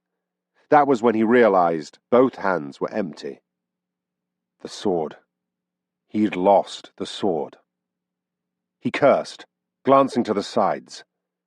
The infinity blade rested on the marble floor a short distance away from the throne. Too far for him to reach without exposing himself to the now close golems, particularly with the pain in his hip making it harder for him to walk. Dared he heal again? He glanced at his ring. Its runes weren't glowing. It hadn't recharged yet. His hand brushed the throne as he moved, and there was a beep from the magical mirror on the armrest. "Ring of transportation," the helpful voice said. "15th generation, running service pack 6. Please enter the password for activation." "Damn you," Siris sputtered. "Incorrect password." "It can heal too, right?" Siris asked, desperate as the golems closed. "Rejuvenation, subspecialization," the mirror chimed. "7th generation, currently rebuilding injection from ambient compounds. New injection available in 7 minutes. "Terrors," Siris thought, leaping over the side of the throne's armrest as one of the golems swung for him. The room shook and the throne exploded into rubble, the golem's sword spraying chunks of metal and rock. Siris hit hard on the other side of the dais, and his hips screamed in pain. Where was the other golem? Why wasn't it attacking? He found it by following the sound of its footsteps. Incredibly, it had turned away from him and was lumbering toward the infinity blade. The beast's emotionless helm, trailing a blackish smoke from the visor, was fixed on the fallen sword, and on the slender figure crouching beside it. "This should sell for a bit of gold," the assassin said. She looked up at Siris and smiled a toothy grin, snatching the infinity blade and turning to dash away. Siris cursed, running after her. Fortunately, both golems stopped paying any attention to him, and instead began charging after the girl. Were they leaving with her? No, they were chasing her. "You're not with them!" Siris yelled. "Enemy of my enemy and all that," she called back, reaching a rope dangling from the window she'd come in through. "Routines damaged," a voice came from behind. "Restarting system." "You don't know what you're doing," Siris yelled. "I'm not the God King. I killed him." "He's immortal," the girl said, scrambling up the rope. She reached the window, then pulled her rope up behind her. "You couldn't have killed him." Siris stopped his pained running as the two golems lumbered up to the wall, glaring toward the assassin with smoking visors. "If you think that," Siris yelled, "then why in the hell were you trying to attack me?" She couched on the window ledge and looked down at him. She'd stopped grinning, but now just shrugged, almost in a consoling way. Then she leapt out of the window. I'd been played, Siris realized. She was never trying to kill me. She didn't ever think I was the God King. She just wanted the sword. As did the golems, apparently. One began beating the wall down with its fist, breaking open a hole, causing the ceiling to rain dust. If they kept bashing holes in the walls, this place was going to come tumbling down on their heads. The other golem glanced back at Siris, as if considering finishing him off. They probably had the place under surveillance, he thought, in case I returned. Well, at least he'd done what he'd wanted. He'd drawn their attention, and could now lead it away from Drem's Moor. And maybe letting the woman run off with the blade was a good thing. If she took it to one of the other Deathless, they might fight over it. Leave him alone. But it is the only weapon that can kill them, he thought. The only weapon we could ever use to fight back. Am I really just going to let it go? He froze in place. Suddenly he felt like a horrible coward. He would seek freedom, but what cost would he pay for it? Finish what you began. Please reset security protocols, the throne warbled. Siris glanced at it, then started running. He scrambled up the rubble-strewn steps to the throne. It had been mostly destroyed, and sparks buzzed at the back, where some long, thin bits of metal were hanging free like thick strands of hair. The golem's strike had cracked the mirror, but words still glowed on its surface. Siris touched his palm to it. Security protocols reset, the voice said. What would you like to do? Activate transportation ring. Ring activated and attuned to your QIP, Master. How do I use it? You must choose a gesture. The default is to spread your 3 middle fingers apart, then snap them together twice. Siris raised his hand and took a deep breath, then snapped his fingers together. His hands flashed, and weights dropped into them. The God King's shield fell into one hand, the infinity blade into the other. From outside he heard a distinct, and very aggravated, yell of annoyance. Both golems spun on him. I'm an idiot, aren't I? I'm not equipped to answer that question, the mirror said happily. You don't need to, he said, hefting the blade and shield. How does the transportation thing work? A linked ring and disc can summon inorganic material. Inorganic? Non-living matter. Metal, stone, or wood that has been dead long enough. You must keep the transportation ring on your finger, then attach the anchor disc to something inorganic. Performing the summoning will bring one to the other." He glanced at the sword's hilt. There was a small metal disc there, stuck as if magnetically to the base of the pommel. He tried to pry it loose. "Touch it, and will it free, master?" the throne's dead mind said in its helpful voice. "Right," Siris said, the room shaking as two golems charged him. Sweating in anxiety, he rubbed his thumb across the anchor disc, and it fell loose. He transferred it to his shield hand, holding it in his palm. "All right," he thought. "I can work with this." He hurled himself off the dais. His wounded hip still ached, but it was starting to recover from its numbness. He focused only on the fight, clearing his mind. The first golem swung a sword the size of one of the palace doors. Siris skidded on the marble, going down on his knees and sliding underneath the blade. Its passing stirred his hair. He came up on his feet, tossing the ring's metal disc toward the monstrous weapon. The disc hit and stuck. Siris jumped to the side, narrowly avoiding a blade that crushed into the ground beside him. He rounded on the two golems, who turned and swung in a tandem attack. Siris tapped his fingers together twice. One of the golem's swords vanished in a flash of light, then appeared before Siris. He didn't try to grab it. The thing was obviously too heavy for him. But he'd positioned himself so that it fell into the air just in front of him. That blocked the second golem's swing. The blades crashed against one another. Siris ducked forward, ears ringing from the crash, and rammed the infinity blade into the knee of the still-armed golem. The God King's sword was made of strong material. It cut through the steel. Sparks erupted around the blade as Siris, still in motion, moved past the golem and struck from behind at its other leg. The golem teetered and dropped with a crash. The first golem, the one that had lost its weapon, was staring in stupefaction at its empty hands. It looked up at Siris, then swung a fist. Siris dodged backward, his foot hitting the fallen sword. With a quick duck, he recovered the transportation disc and attached it to the infinity blade. Then he tossed the blade between the golem's legs. The monster spun, watching the blade skid away. Obviously, its primary orders were to recover the weapon. The golem turned to go after the blade, and Siris attacked forward, summoning the blade back even as he did. The weapon appeared with a flash in his hands as he rammed it into the golem's thigh. Siris ripped the blade out, severing the thigh and dropping the beast. It smashed to the floor. Grinding sounds from behind gave him warning that the other monster was, incredibly, climbing to its feet. Siris spun, pulling the disc free. The gigantic monster loomed above him, sparks spraying from its legs. It walked in a crouch now, trying to keep its balance. Siris tossed the disc up toward the thing's face. The disc stuck to the golem's helm. Siris dodged a fist, then activated the ring. The flash of light from the disappearing helm blinded the creature, which stumbled. Siris jumped, slashing his blade through the thing's mechanical clockwork neck. It lurched, then dropped forward.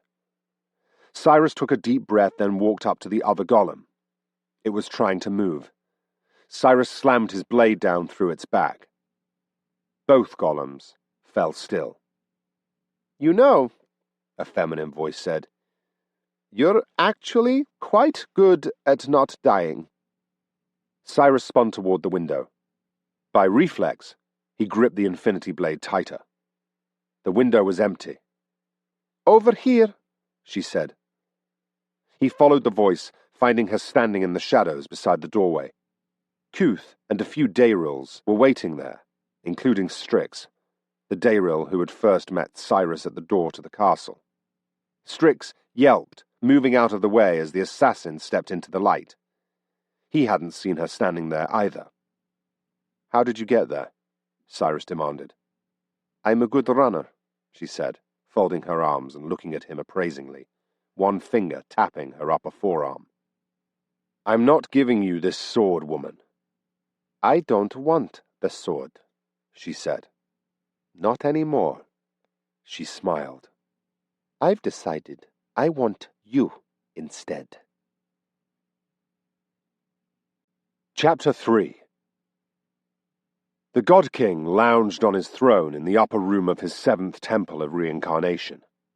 He played with a knife in one gauntleted hand, watching the massive screen that dominated his far wall.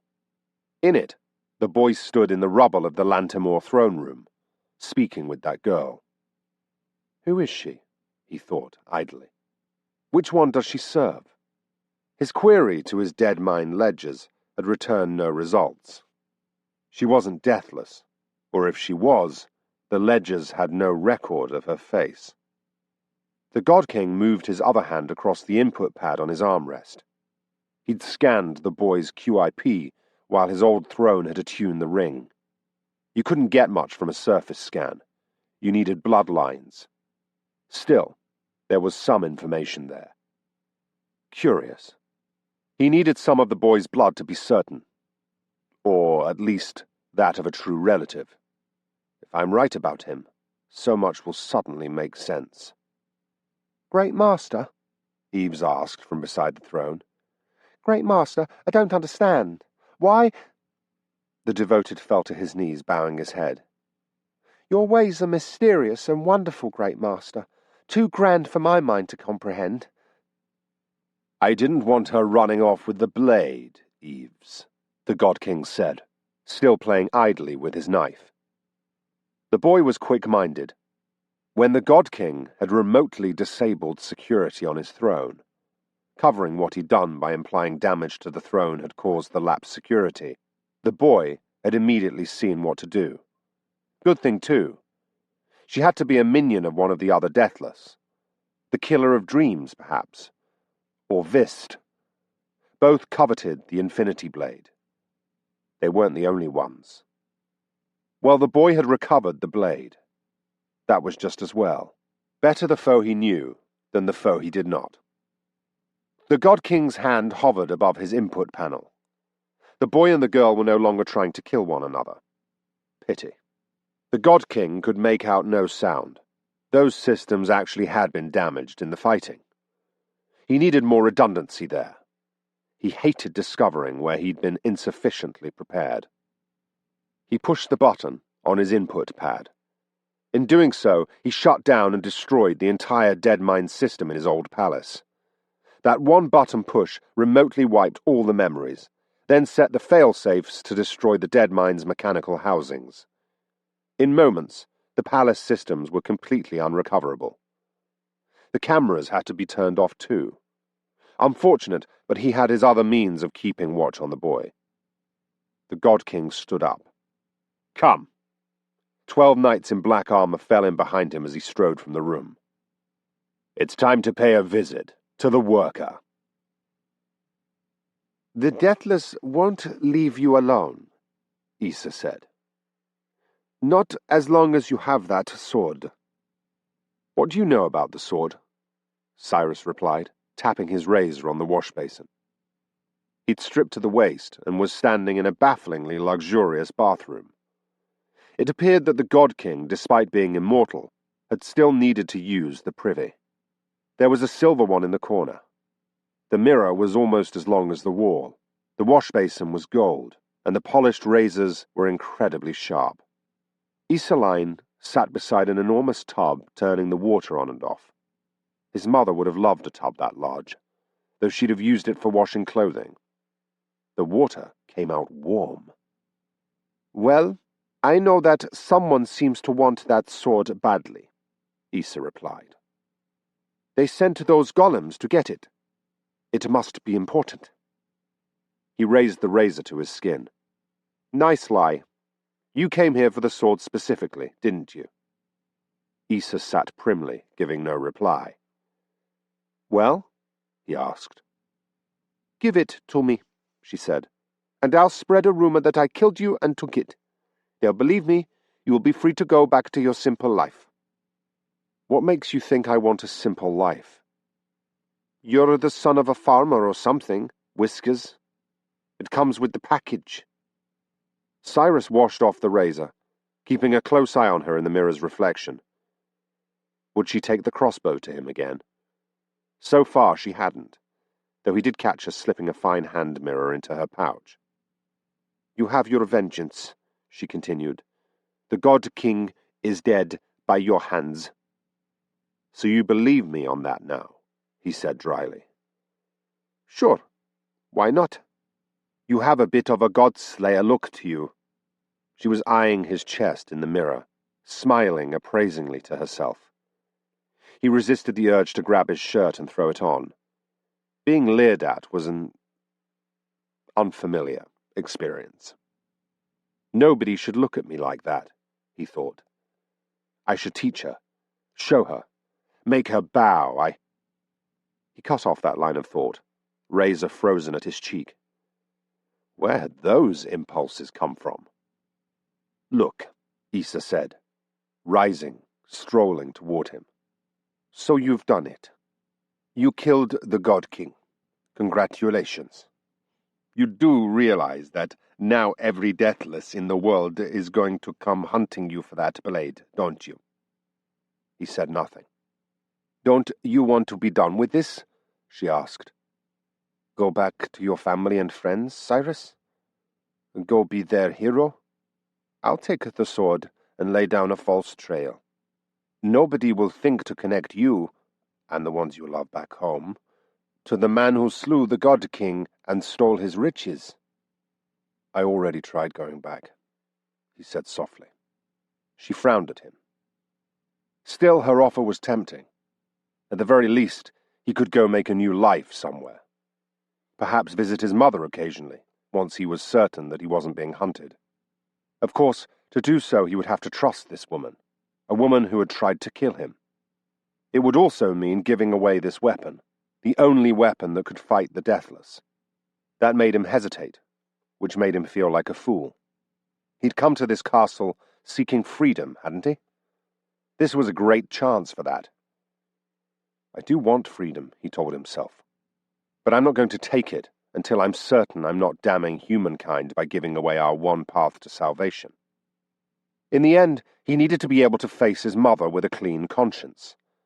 So, as he shaved, he quietly revised his goals. He would find freedom, would find some place anonymous to hide, but only after he had properly disposed of this weapon. Perhaps delivered it into the hands of someone he trusted to use it to fight. Issa took a step toward the sword. Siris snatched it by reflex, dropping the razor to the basin with a clatter. Touchy, she noted, then reached past him, and the sword, to pick up what appeared to be a soap dish made entirely of silver. The motion put her close to him, close enough that he readied himself to slap her hand if she tried to knife him in the gut. She stepped back and held the soap dish up to the light. Her scent lingered close to him. No perfume. She smelled of leather and of wax. Good smells. She dropped the dish into her pouch. Looting, he said. You're nothing but a common thief. Issa slung her crossbow over her shoulder. She wore it on a strap, like an overarm pack. Hardly. Then what are you? Siris asked, genuinely curious. A person who gets things done, she replied, turning and walking toward the exit. For a price, I assume. There is always a price, she said. Thing is, if you're lucky, someone else ends up paying it for you. I'm going to go wait down below until you decide to hire me. She turned to leave. Wait, what did you just say? She looked back at him. Well, it doesn't look like you're going to let me take the blade. I'll die before you lay hands on it. I don't doubt that's true, she said, a twinkle to her eye. Answer something for me. How did you find your way to this castle? Everyone knows where it is. You just keep following the river until you reach the cliffs. And I assume that before coming here, you hadn't ever left your little town. Why would I have needed to? She just smiled. I know where everything is. Everything. And I can get you wherever you want to go. Keep that in mind as you contemplate sitting here, in a castle everyone knows how to find, holding a weapon that everyone wants. She strode out the door. What a strange woman, Siris thought, holding the infinity blade close. Her last words lingered with him. In a castle, everyone knows how to find. A weapon everyone wants. After a moment of consideration, he went looking for Strix. "Great Master," Strix said from beside the broken throne. "It's so wonderful to see you well. The golem's attack did not harm you greatly, did it?" Siris didn't reply at first. He walked around the throne, feet crunching on bits of broken marble. He'd found the yellow-faced Dayril poking and prodding at the God King's broken seat, ostensibly trying to fix it. Siris rounded the throne and stepped up to the Dayril. Siris regarded Strix for a moment, then grabbed the gaunt Dayril by the throat, hauling him up and slamming him back against the remnants of the side of the throne. He held the infinity blade in his other hand. The Dayril's black eyes bugged out, and he tried to gasp for breath. "Great Master, why?" "Who is it you serve?" The Dayril's eyes grew more panicked. "Master, of course, I serve you." "You're a smart one, Strix," Siris said. "You know that it's dangerous to be found here. The other Deathless will slaughter you for what you know of the God King's death. I can understand why Kuth stayed. He doesn't care about life. But you stayed for a reason." The Dayril struggled, eyes widening. Siris tightened his grip. "Who do you serve?" Siris demanded. Something crunched behind him. Siris spun without thinking, the infinity blade lashing out. He'd intended to behead the person sneaking up on him. Instead, he sliced through his 15-foot-tall opponent's stomach. Kuth, the blind troll, stumbled back, blood dribbling down his waist. His large, tree-like staff clattered to the floor. He'd been about to smash Siris across the head. "Hell take me," Siris yelled. "Traitors! Kill them both! Bring them pain! Make them fear!" He spun on Strix and drove the infinity blade into the stone of the throne, just beside the creature's head. "What," Siris bellowed, "is going on?"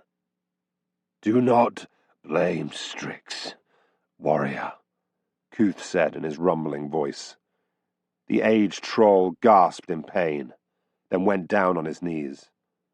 "He did as I instructed him." "Kuth," Siris said, turning. The dying troll toppled onto his side. "Why?" "We serve our master, warrior," Kuth said, voice growing softer. "It is what we were created to do." "Your master is dead." Kuth fell still. Siris spun on the quivering Dayril beside the throne. Strix shrank down farther. Kuth had tried to get him to stay in the palace. That must have been what the entire conversation had been intended to do. Make him trust the troll, make him agree to remain behind, where he could be found. Siris leaned in. What did he mean? "The infinity blade doesn't work yet," Strix said, cowering. "The God King was preparing it with the souls of your bloodline. He thought killing you would be the last step, but he didn't kill you. He fell to me, Siris thought, which meant if the sword didn't work yet, the God King is still alive. He knows where I am. Oh, hell. Siris stumbled back, pulling the infinity blade from the stone and clutching it. Strix rubbed his neck, standing up and coughing. "He'll come for you soon," Strix said, hatred in his eyes. "I don't know why he let you defeat him, or why he ordered Kuth to answer your questions, but this is all part of his plan. Everything is always part of his plan." Siris longed to strike the Dayril down, but he stopped himself. There had been a time he'd fought only when someone challenged him. Where had this bloodthirst come from? The sword, he thought. It's corrupting me. I can't even use it, and it's corrupting me.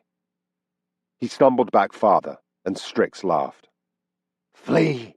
He will find you, human. He will reclaim what is his, and you will come to learn, as your ancestors learned, the price of defiance. Clutching the infinity blade, Siris fled. Chapter 4.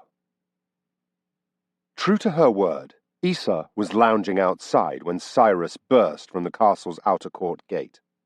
She tucked a book into the pocket of her long coat and slung her crossbow over her shoulder. So where are we going? The God King is alive, Siris said, panting.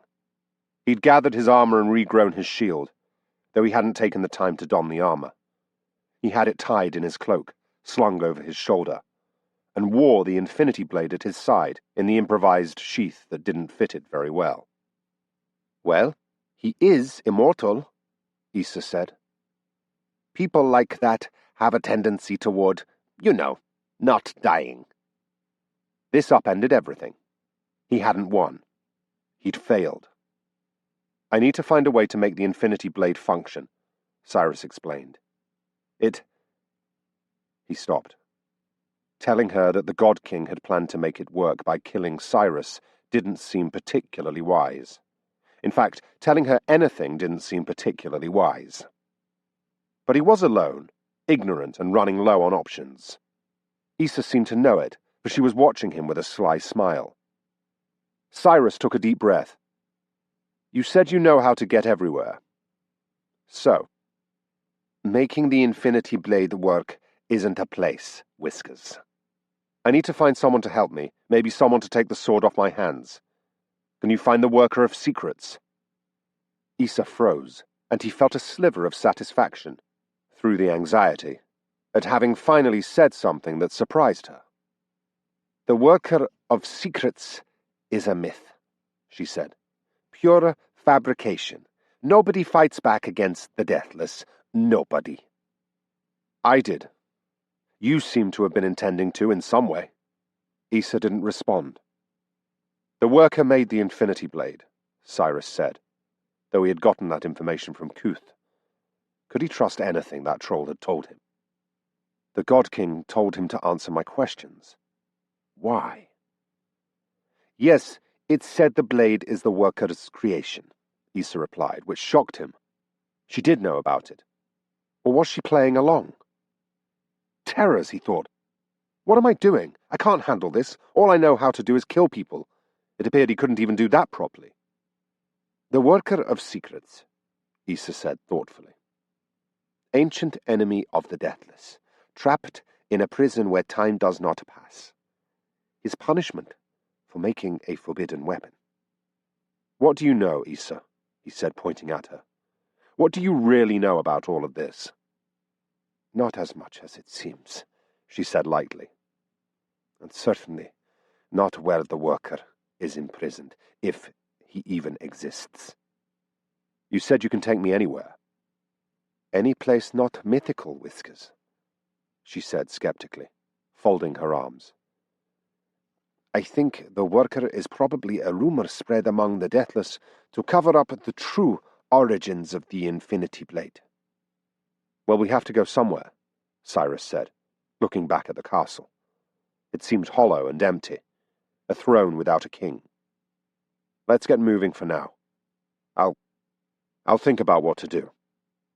Issa shrugged, then started down the path. He followed, hoping he didn't look as uncertain as he felt. I'm a child, Siris thought. A child playing at games only the adults understand. He trudged along the road, his armor heavy in his pack. Issa, it turned out, had a horse, a luxury that nobody in Dremsmoor had been able to afford. She clomped along the road behind him, humming a tune softly to herself, wearing a narrow hat and a wide brim to keep off the sun. He'd always wanted to ride a horse. What would it be like? He shook his head, trying to force his thoughts away from that path. The world was crumbling. What did horses matter? And yet a piece of him still struggled to discover itself. He wanted to live, to thrive. He wanted to know things, be things, experience things.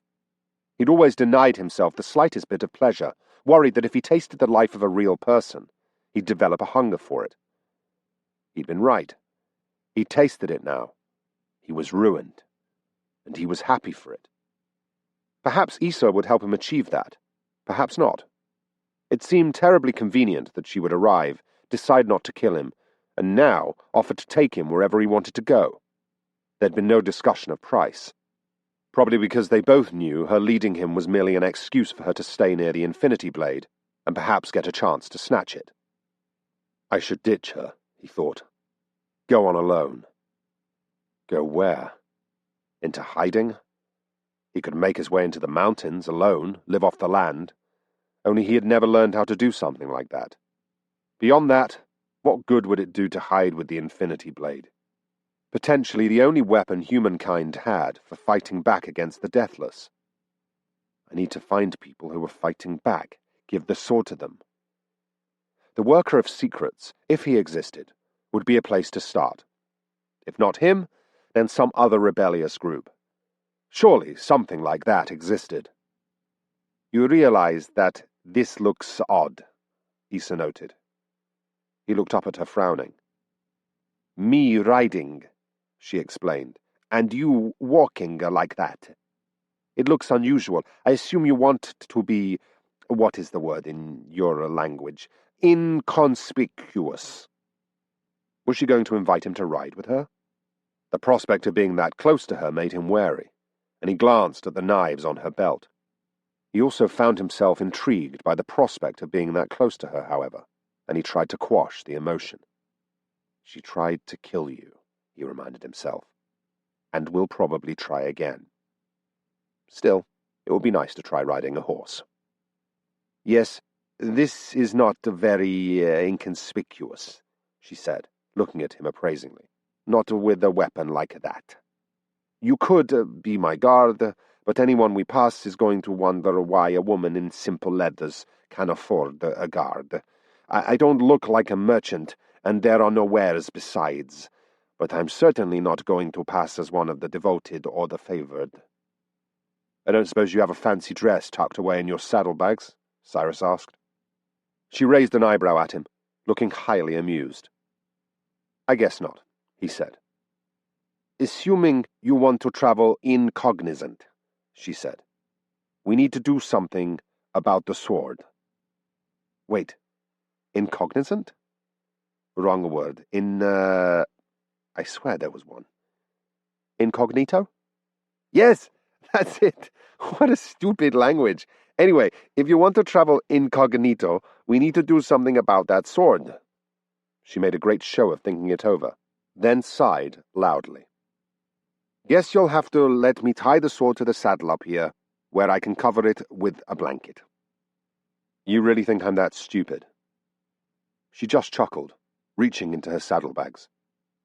Merely trying to measure your stupidity, Whiskers. You soldier types get knocked upside the head frequently. Who knows how forgetful you might become? She pulled something out and tossed it to him. A cloak. Nicer than the one he'd used to pack up his armor. Tie that on, let it drape over your left side. Maybe it will hide the weapon well enough to turn aside questioning eyes. He lifted up the cloak, looking at it carefully, wary of some kind of trap. I sewed death fang spiders into the collar, she said dryly. Just being cautious, Siris said, throwing on the cloak, letting it fall as she'd described. It did an acceptable job of hiding the sword. Thanks. They walked a little farther down the dusty trail. It wasn't really a road. In another part of the countryside, it would have become overgrown long ago. Here, where the weather was hot and the terrain was stony, there wasn't enough life to overgrow anything. Siris trudged along beside the horse, his armor feeling like bricks on his back, trails of sweat making their way leisurely down the sides of his cheeks. Beautiful, isn't it? Issa asked. Beautiful.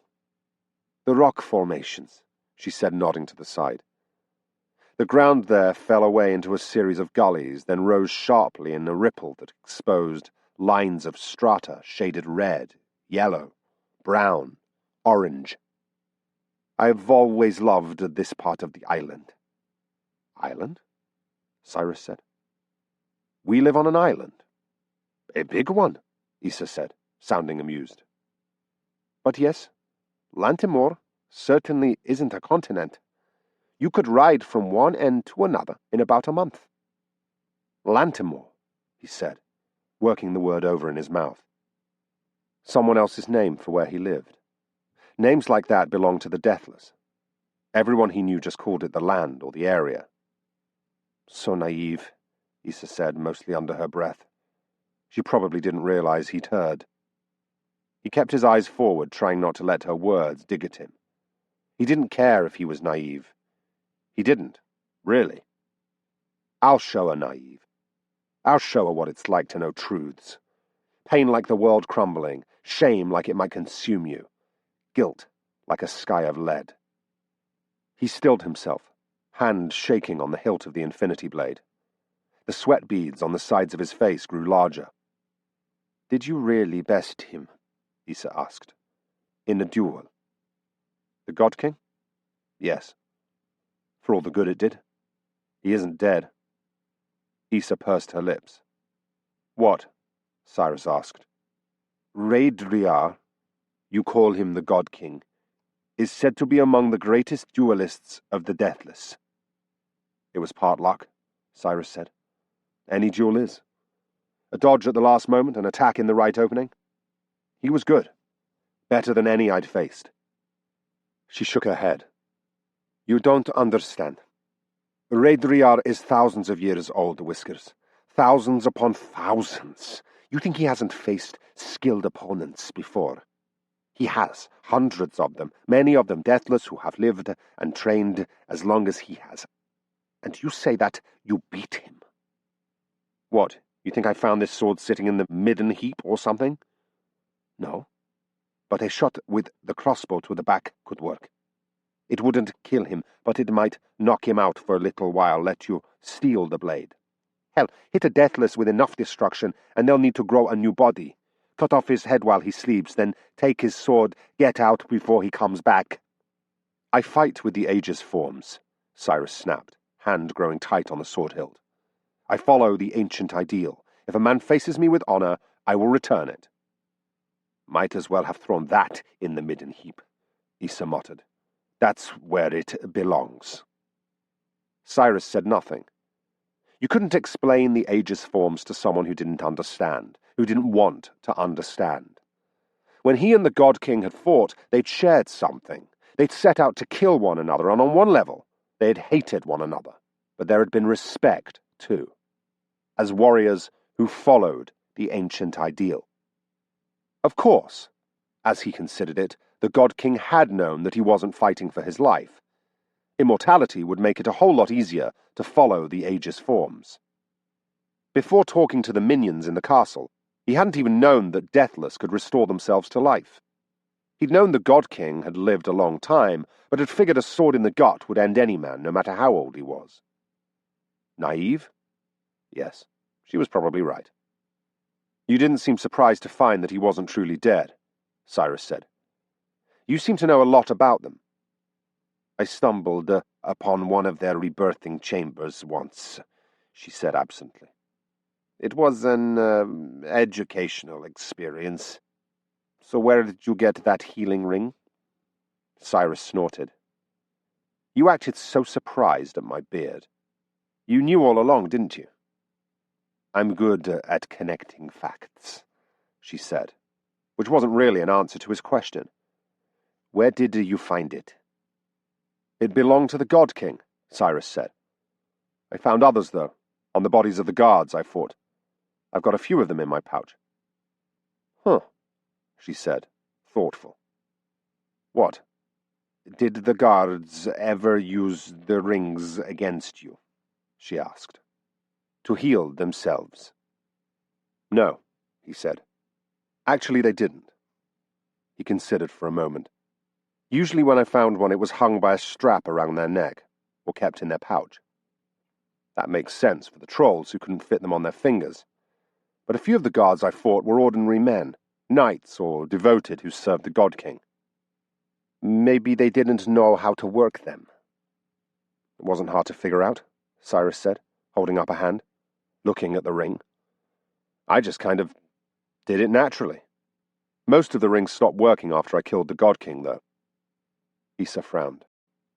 You know something, don't you? Siris said. No. He eyed her. I know many things, she said, haughtily sitting atop her saddle. I know how to get anywhere. I know that you walk like a soldier, with a gait I've seen from men who have trained in the military for decades. Yet you can't possibly have that kind of experience yet. I know a really incredible recipe for cinnamon-baked sweetbread, but I don't know anything more about those rings. Honestly. He said nothing. What? She demanded. I don't believe that for a moment, he said, looking ahead.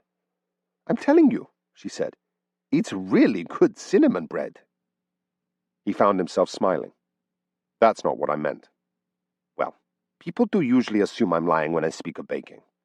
I've been told I don't look like the baking type. You did glare at me when I suggested you might have a frilly dress in those packs. That was not a glare. That was a dignified look of measured contempt. I'm sure, Siris said. So you can really bake? Cinnamon sweetbread. That sounded delicious. Exactly the sort of thing he'd never have let himself taste during his year's training. I like to be able to do things for myself, she said. Unfortunately, I also like to eat meals that don't taste of moldy rat leather. This sort of conundrum necessitates a woman taking a few liberties with her chosen persona.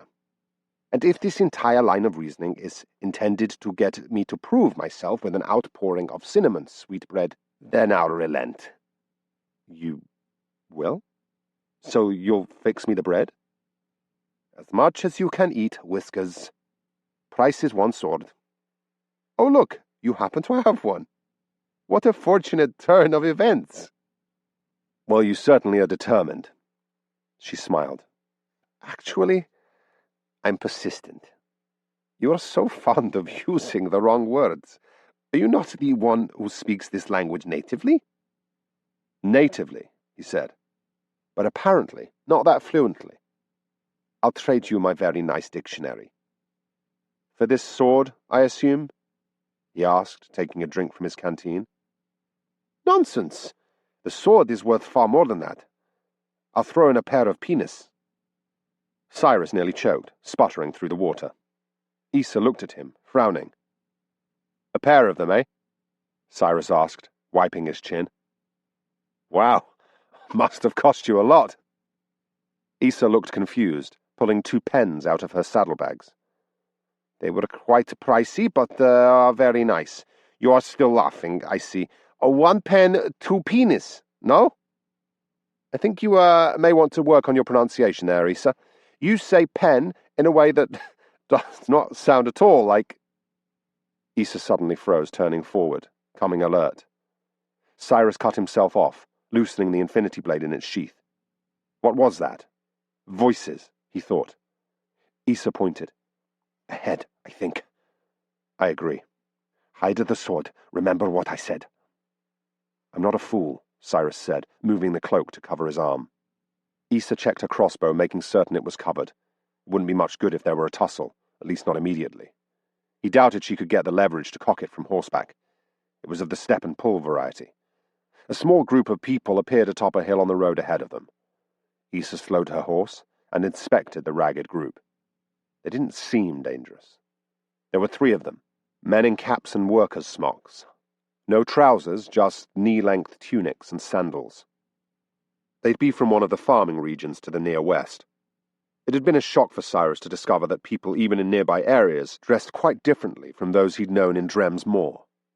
The newcomers stopped on the road after seeing Issa and Siris. Their chatter quieted. They're trying to decide what to make of us, Siris thought. Issa had a horse, a mark of someone rich, lucky, or favoured. But true to her suggestion, the lack of arms seemed to convince the 3 that Issa and Siris were not a threat.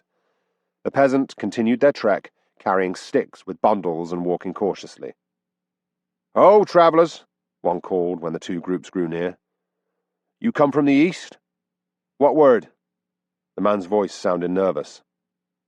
"It's hot," Siris called back. "And dusty. What word from the west?" "Much of the same," the man called, voice growing more calm. "With a little bit of wind." "That'll be nice." "Well, it is a hot, dusty wind, mind you." Siris laughed, walking up to them. The three men had relaxed, and one pulled out a canteen, offering him a drink. All looked to be of their middle years, but hard work in the sun could age men quickly. "Thank you," Siris said, taking the canteen. It likely held only water, but sharing anything with a stranger was unusual. "It's a fine day, young traveller," one of the men said. "Tell me, have you come from paying homage?" "Homage?" "To the sacrifice," the man said. "Has that come, then?" Siris asked, taking a sniff of the canteen, then lifting it to his lips. He made as if he were drinking, but barely let the water touch his lips. Best to be careful. "It has," one of the other men said, whispering in a solemn tone. "Immortal has been sent to face the God King." The third man gestured to his bundle. 3 villages' worth of spices, an offering for the sacrifice's grave. We were chosen. If he's not yet been buried, we will see the job done." Everyone knew the story, the legend. By tradition, the God King would dump the sacrifice's body outside of his castle, and would not interfere with those who came to remove it. 1 or 2 from each village or town would be sent. The God King would not molest them as they stripped off the armor and shield, then buried the fallen hero. The armor would be returned to the sacrifice's home city, where it would be passed on to the next chosen sacrifice, usually his son. Siris had broken that tradition by not marrying or siring a child before he left. It had always bothered Siris that the God King allowed the harvesting of the armor, but it now made sense. The God King had wanted these sacrifices to continue. Somehow, they had been what he needed to make the Infinity Blade work. All this time, the people had thought they were showing defiance, a hint of resistance against the beast that oppressed them, worked them, taxed them nearly to starvation. Turned out that all this time, even this one little act of rebellion had been controlled by the creature they hated. What would these men do when they found no body to bury, no corpse to revere? "You didn't know it was the time," one of the men said. "I heard a rumor," Siris said. "But people are always speaking of the sacrifice. I didn't believe the time had really come." "It has," the man said. "Our elders counted the days with extreme care. All 3 villages agreed." "Come with us," one of the men offered. "You can tell your grandchildren that you saw him. Only 1 sacrifice comes each generation." Siris handed back the canteen and shook his head. "I'm sorry. I have other tasks, but I wish you luck." They parted ways, the men continuing toward the God King's castle. Siris watched them go, solemn, until Issa rode up beside him. "I worry for them," he said. "What will the God King do to them?" "Probably nothing," she said. "He'll need them, and the others that come, to spread whatever propaganda he decides fits his return. He might even toss out a corpse and pretend you never defeated him, that he killed the sacrifice." "And the tradition will continue," Siris thought, disturbed. "Only I will know the truth." Another reason for the God King to hunt him. "You didn't join the conversation?" "My accent may have been memorable," she said. "Besides, I have a way of being off-putting to those I just meet." "It might be the crossbow bolts you shoot at people before introducing yourself," Siris said. "You might want to, look into not doing that." "An astounding revelation." "Well, I've been told that my people's skills are admirable." "Actually," she said, "they seem to be." He glanced at her. She sounded sincere. "They trusted you right off," she mused. "People don't do that to me. They assume I'm lying to them, cheating them, or smuggling something." "And are you?" "Always," she said absently. "Hell, I've got 6 pieces of contraband fast-shot magics in my saddlebags right now." "Wait, really?" "Can't make the 2-rim things work," she said. He didn't know that word she used. Was it some kind of curse? You need a magic tube to activate them. Anyway, that's beside the point. People don't trust me. You could try being honest. It doesn't work, she said.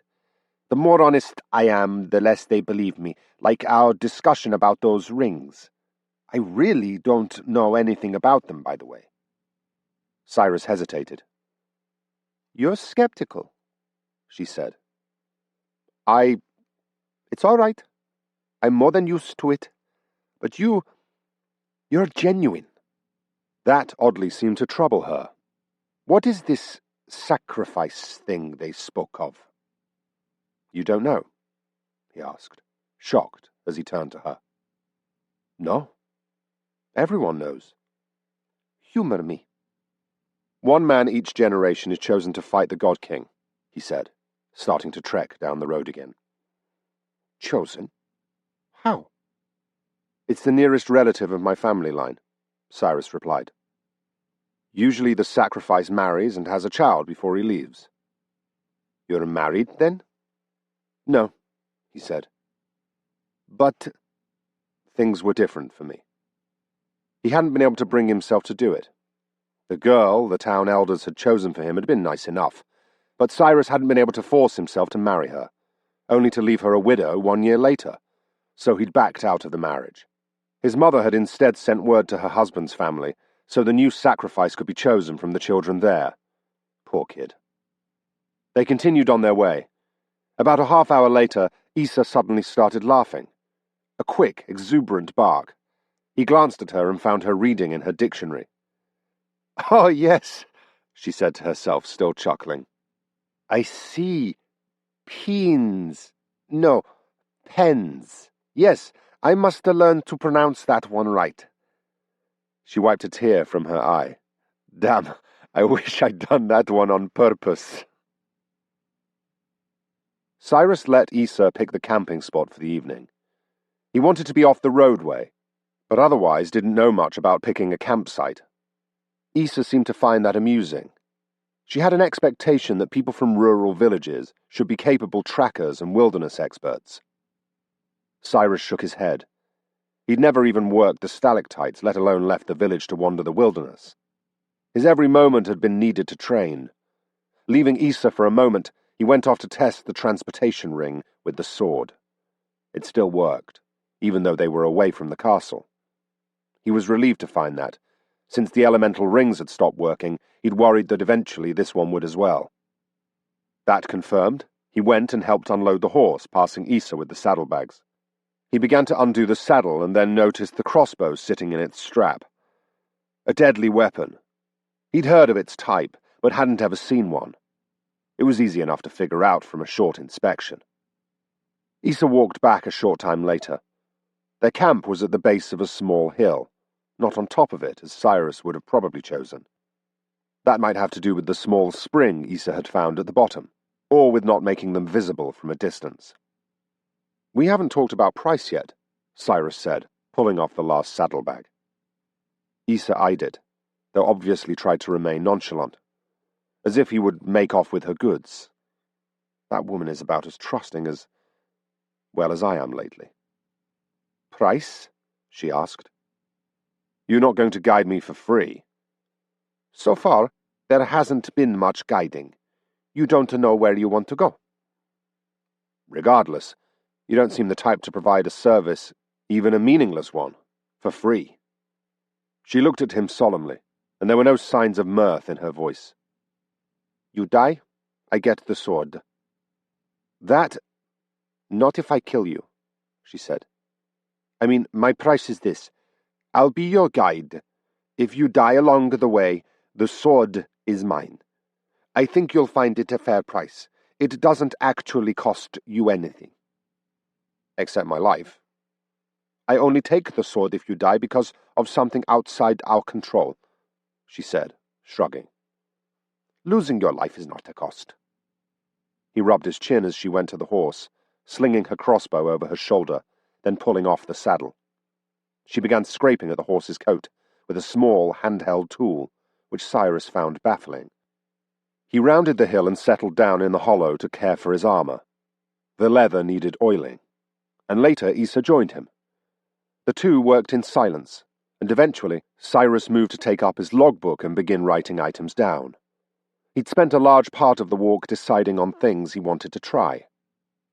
See the ocean, play an instrument, learn to make my way in the woods, eat cinnamon bread, play cards. She'd probably have laughed at him if he'd mentioned he didn't know how to play cards. Everyone, even the simplest of men in the town, had played. Not Siris. Issa started a small fire and boiled some water. "Any chance of some of that bread you talked about?" Siris asked. "Do you have sugar, butter, and cinnamon handy?" "I have some jerky and some oatmeal." He held up a small jar. "And some armor polish." "I suppose I could try to make something out of those 3 ingredients." No, thanks." Issa smiled, and they dined on travel rations. The things tasted like sawdust. Before long, Siris was pulling his blanket over himself, head resting on his armor pack, and closing his eyes. He was exhausted. After fighting those golems, making the discovery that the God King lived, then walking for hours, he was worn out, wrung dry. Yet sleep was elusive. The 3 peasants weren't the only ones they'd met on the roadway. They'd passed 2 other groups, and both had spoken of the sacrifice. Siris had felt dishonest speaking to them. How would they react if they knew that he'd lived, yet had also failed to kill the God King? "I could find a way to make the sword work," a piece of his mind whispered. "Then go back, face him in truth, end him." The next thought was immediate. Why? Why Siris? He'd done his part, hadn't he? Didn't he deserve freedom? Didn't he deserve for once to play cards, to go swimming, to see the ocean? Finish what you began. Time passed as he lay in thought. He didn't toss or turn. That wasn't his way. He lay, eyes closed, breathing regularly, as if to coax himself to sleep. Also, there was another reason to be still. One he dearly hoped was unjustified. After about an hour, he heard a soft boot scrape rock. He snapped his eyes open. Issa crouched beside him, crossbow pointed at his neck. Bathed in moonlight, her expression was grim, her eyes hard. He exhaled slowly, regretfully. They exchanged no words. Both knew what this was. She reached down for the sword at his side. He tapped his fingers together, then sat up, grabbing his sword in one hand. She pulled the trigger on her crossbow. At least she tried to. Nothing happened. She moved her finger frantically and backed up, eyes going wide. Siris held something up in the moonlight, the trigger mechanism. He pried the transportation disc off it. He detached the disc earlier when inspecting the crossbow and tossed the trigger into the night. He'd been expecting it to bring the whole crossbow, but this would work as well. Siris stood in a fluid motion, whipping the infinity blade free and leveling it at Issa's throat. "In my defense," she said, "I didn't try to murder you in your sleep. I waited for you to open your eyes first." "You were planning to take the sword and run," Siris said coldly. "And if I woke and tried to stop you, you'd have killed me." "You don't point a crossbow at someone's throat by accident, Issa," he whispered. "Hell take me. And you damn well don't pull the trigger by accident." He found himself furious. He'd been growing to like her. "Fine," Issa said, sounding exhausted. She sat down, tossing aside the crossbow. "But don't feign the high ground here. Don't pretend you weren't planning to do something similar to me one of these nights. I just acted first." "Do something similar?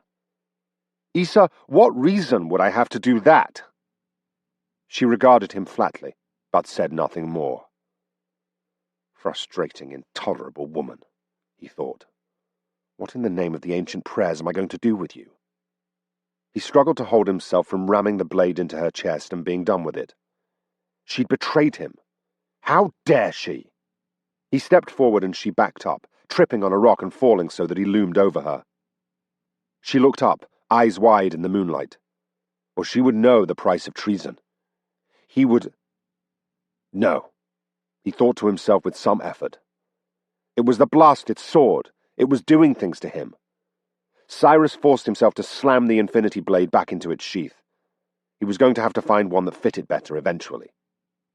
Issa let out a long breath. She hid her fear well, but her hands were shaking. Couldn't she have simply been content with her price? She knew things, much more than she was sharing. He could make her speak of them. He could force her to. No! Heaven take this cursed blade!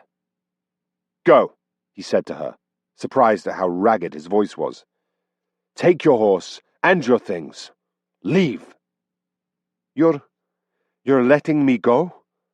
And I can take the horse? Siris said nothing. You're going to stab me as I turn away, she said.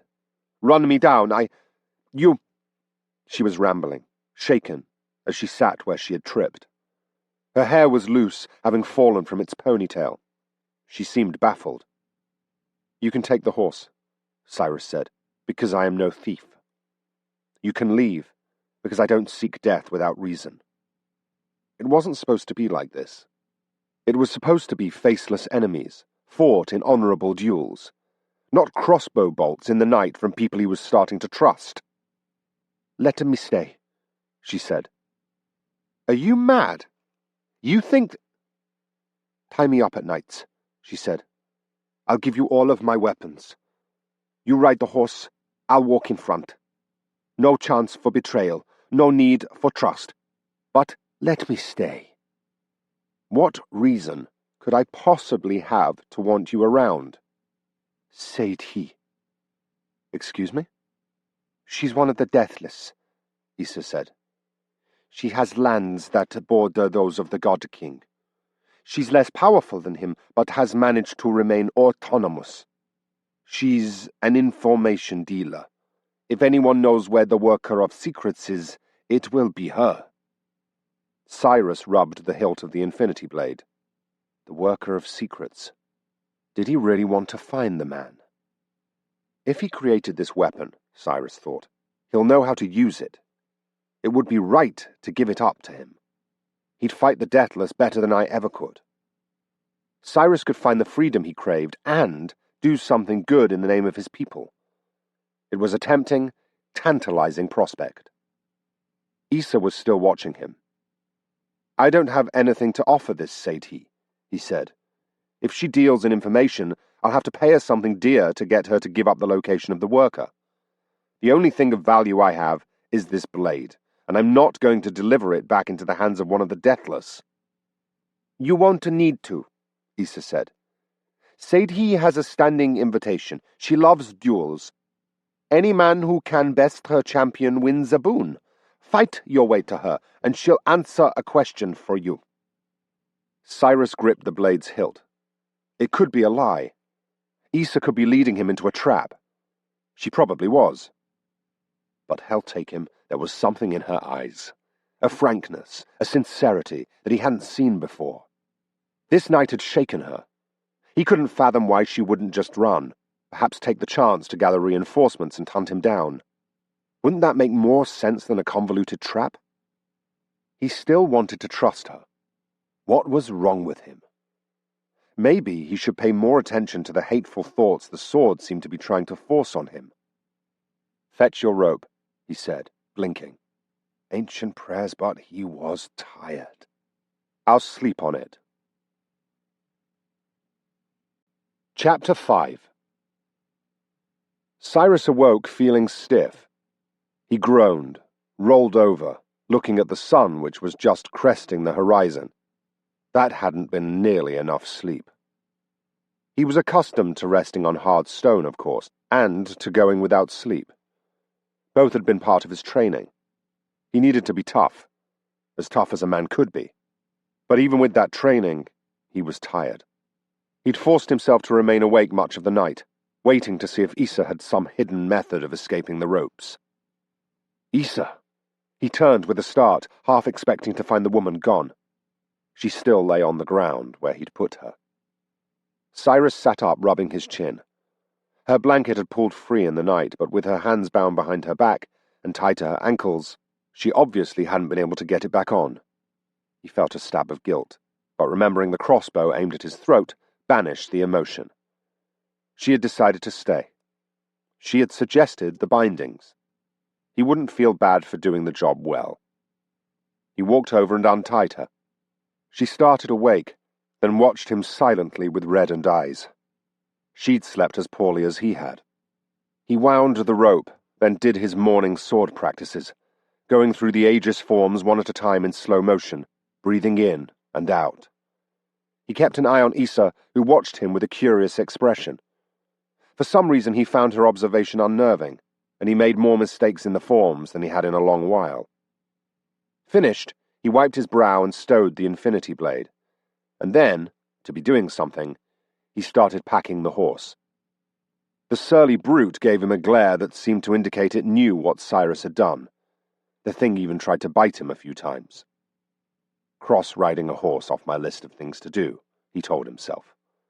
These beasts are horrid. You're packing him too heavily, Issa said, walking up behind. He can't carry all of that, and you too. He won't be carrying me, Siris said, finishing tying on his bundle of armor. Oddly, the saddle suddenly seemed loose. Issa snorted and walked over, gently pushing him aside and redoing the saddle. So we're both walking? I sure as heaven am not getting up on that beast, Siris said, shaking his hand where the horse had nicked him. Weren't horses supposed to be placid grass-eaters? He'd met cave bears with better temperaments. Packing done, Issa walked back to the camp and spared a glance for the discarded crossbow. How easy would that be to fix? Siris asked. Tough, she said. We'd need a specialist. It seemed a waste to leave the weapon. Siris picked it up and managed to discharge the bolt. It had sat in place all night by pressing his knife against the catch. Then he fetched the trigger mechanism and stowed both on the horse. As he was working, he heard thunder. He frowned up at the clear sky. Back! Issa hissed, grabbing his arm. He barely kept from drawing the sword on her and instead allowed her to tow him and the horse to the side of the hill. She crouched down, watching the road. A group of mounted knights in black stormed down the roadway, coming as if from the God King's palace. Siris's breath caught in his throat. He had little doubt they were hunting him. He and Issa crouched beside the hill for a long time, the thunder of the horse's hooves growing softer in the distance. Siris swallowed. They're heading north, Issa said. In the direction I told the Dayrils I'd be going, he thought. Well, his false trail was working. That was something. Hopefully they would have asked the peasants about him and found that he was indeed travelling this way.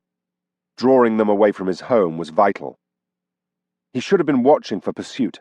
He hadn't realized they'd come after him so quickly. He'd intended to travel on the road for a while to give confirmation to those pursuing him that this was the way he'd gone. Then he'd planned to cut out a different direction. He'd probably stayed on the road too long. He hadn't ever done anything like this before. Is there a way to get to this other Deathless by going cross-country? He asked. Said, yes, there is. In fact, that's probably a very good idea. Let's move then, he said, cautiously rising. I assume you want me walking in front? Siris nodded. And you lead the monster. She obeyed, striking out, horse in tow. Leaving the roadway made the path more difficult. However, the opportunity to put most of the gear on her animal meant that, rougher though the terrain was, he had a much easier time of it.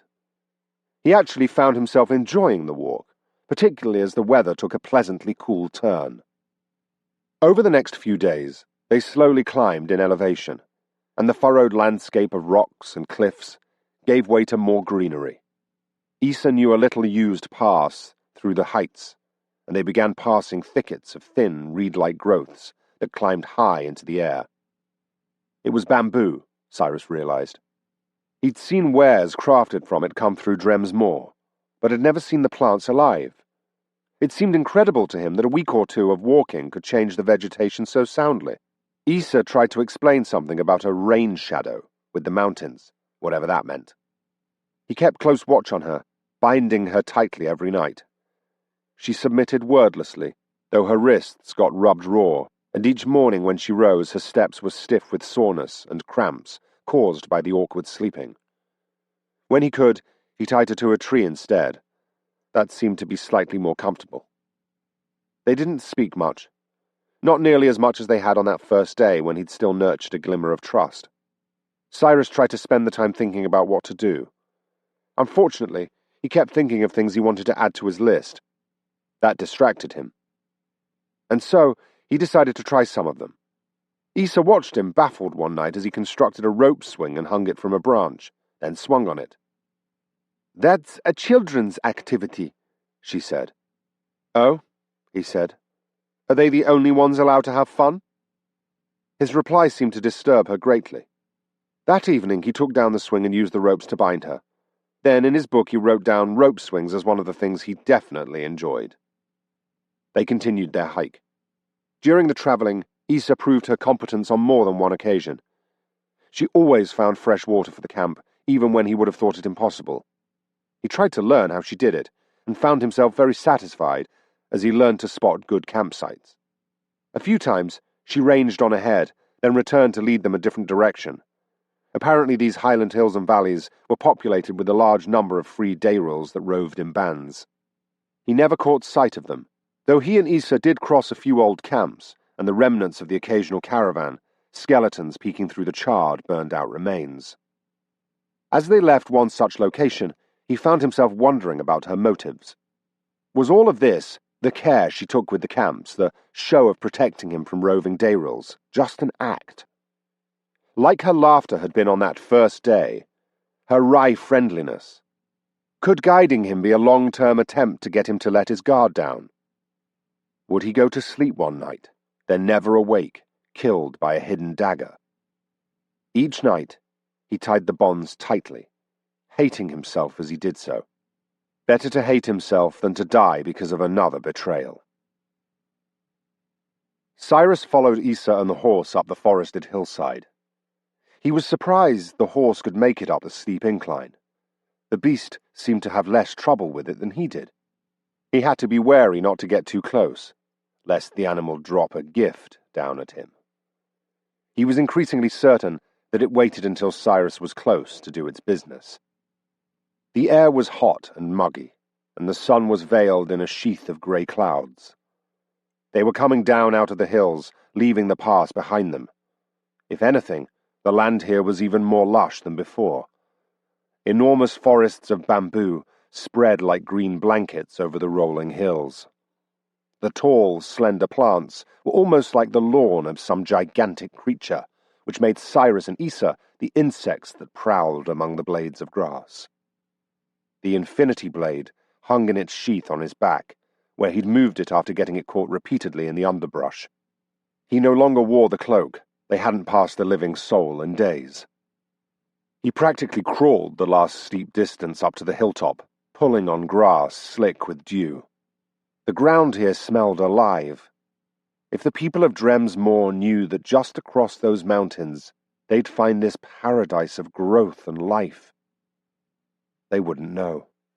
They would live their lives at work, slaving as they hung from the roof of their cavern and cut the fast-growing stalactites, delivering the minerals to the God King as tribute. Siris reached the top of the hill and stood up tall, taking a deep breath of the misty air. If he could get the weapon to the worker of secrets, would that start something that truly brought freedom to his people? It was an oddly daunting thought. Though the God King still lived, Siris had defeated him in a fair duel. He didn't believe that he'd won by accident, or that the God King had allowed it. He had enough dueling experience to know when someone gave their all. That victory, however small, left him wondering. Could they all be defeated? Could his people actually be freed? He reached over his shoulder, touching the hilt of the infinity blade. Issa stood atop the hill, looking up to the right toward one of the lower peaks in the mountain range. She seemed thoughtful. What? He asked. The rebirthing chamber I told you about, she said, sounding distracted. It's up there, on the slopes of that peak. I stumbled upon it by accident. I was lost. I thought you couldn't get lost, he said, smiling. She didn't hear the humor in his voice. I can't now, but I still could back then. She shook her head, then continued on her way down the slope. Siris joined her, walking beside her rather than in his customary place behind. She eyed him at the irregularity, but he was tired of watching that animal's back end. The thing was demon spawn for certain. How much farther? He asked. A little over a day, she said. Then we'll have to decide if you try to sneak in or challenge the Guardians. Sneak? He asked, raising an eyebrow. Have you heard me in my armor? She nodded. What? It's so odd the way you people do things. Stepping right up, announcing you want to fight, going into it. It's the path of honor and civilization. I wonder if that's one of the ways the Deathless keep you in line, Issa said. She was so subdued. Professional, quiet, not cold, but giving up no more than she had to. He missed the way she'd been on that first day. Keep us in line? Sure. They convince everyone that it's honorable to fight one-on-one formally. That way when we rise up, we do it with loud declarations and challenges. It gives them more time to prepare. Siris pushed a bamboo branch out of the way, frowning. He didn't like the idea that honor, like everything else, might have become just another tool for the Deathless. There had to be some things that were beyond their touch, didn't there? Watch your step, Issa said. He paused, then looked to the side. The ground here had grown rocky and was broken by cracks, each about as long as his leg. There was a pungent scent to the air, and Siris realized with surprise heat was rising from those cracks. They're all over the place out here, Issa said. You have to watch yourself around pools of water. Some of them grow so hot they can boil you faster than you can scream for help. Siris shivered, stepping away from the cracks. They continued on their way in silence for a few minutes before Siris finally found himself asking something he'd been wondering for a while. Issa, why do you want the Infinity Blade? Really? She kept walking. You talk about humankind fighting back, he said. A moment ago you used the word we. Half the time you act like a freedom fighter. The other half you act like an opportunist trying to make off with whatever wealth you can get. Which is the truth and which the mask? You, with good reason, don't trust me not to kill you in your sleep. What kind of answer is that? The preemptive kind. If you don't trust me not to kill you, why would you trust any answer I give about my true motivations? She has a point, he thought. Well, maybe I'm just tired of walking in silence. Please tell me that doesn't mean you're going to start singing. I happen to have a very good voice, he said with a huff. She cracked just a hint of a smile. After a few moments of walking through the bamboo, they were following some kind of game trail, she spoke. Maybe I don't know which one I am. Maybe part of me thinks we should fight back, but the rest of me thinks there's no point. There is no real way to stop them, so why try? Why not just take care of myself, you know? Yeah, he said. I do know. He stopped himself from asking the next question. And that's why you betrayed me? Issa started to slow. What? This path, she said, kneeling down and inspecting the ground. It's getting too wide, too regular. Someone else uses it? Maybe, she said. We've come to the area where villages are more common, and we just intersected with the outflow from one of the more well-traveled passes. She stood up, then handed him the reins of the horse. He took them, and she pushed away through the bamboo. He hesitated, then tied the horse off and followed. She raised an eyebrow at him, but didn't send him back. They made their way toward a higher elevation, where the bamboo was thinner. He joined her atop the rise, scanning the valley before them. It didn't look like anything special. A wide but shallow stream ran through the middle of it, and there were some hills along one side. "Well?" he asked. "If I were going to ambush travelers coming this way," she said, pointing, "I'd do it there, where the pathway turns along with the stream toward those two lower ridges. I'd also make sure the game trail through this area was kept well cleared and made obvious so that people drifted my way." Siris rubbed his chin. "It's not likely," she said, "but I think we should go around." "All right," Siris said. "Sounds good to me." She led the way back to the horse, then backed them up a ways before cutting around. Was this a trap? But if it was, she wouldn't have said anything. He'd made it abundantly clear he didn't know much about being a woodsman. He shook his head, joining her in front again. "Issa," he asked, "what are the Deathless?" "I don't think anyone can answer that for you except the Deathless themselves. Not that people haven't tried. In some of the world's largest cities, I could throw a stone in any direction and have a good chance of hitting some theologian or scholar who thinks he knows the answer." "What do you think?" She didn't answer at first. "They're gods," she finally said. "What else would they be?" "A god wouldn't have fallen to my blade," Siris said, "even if the death wasn't permanent.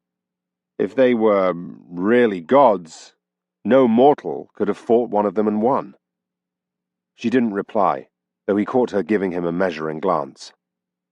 "Maybe," he said, "there's nothing special to them other than knowledge. They know things, like how to make the rings work, like how to manipulate others. And how to stop aging," she said skeptically.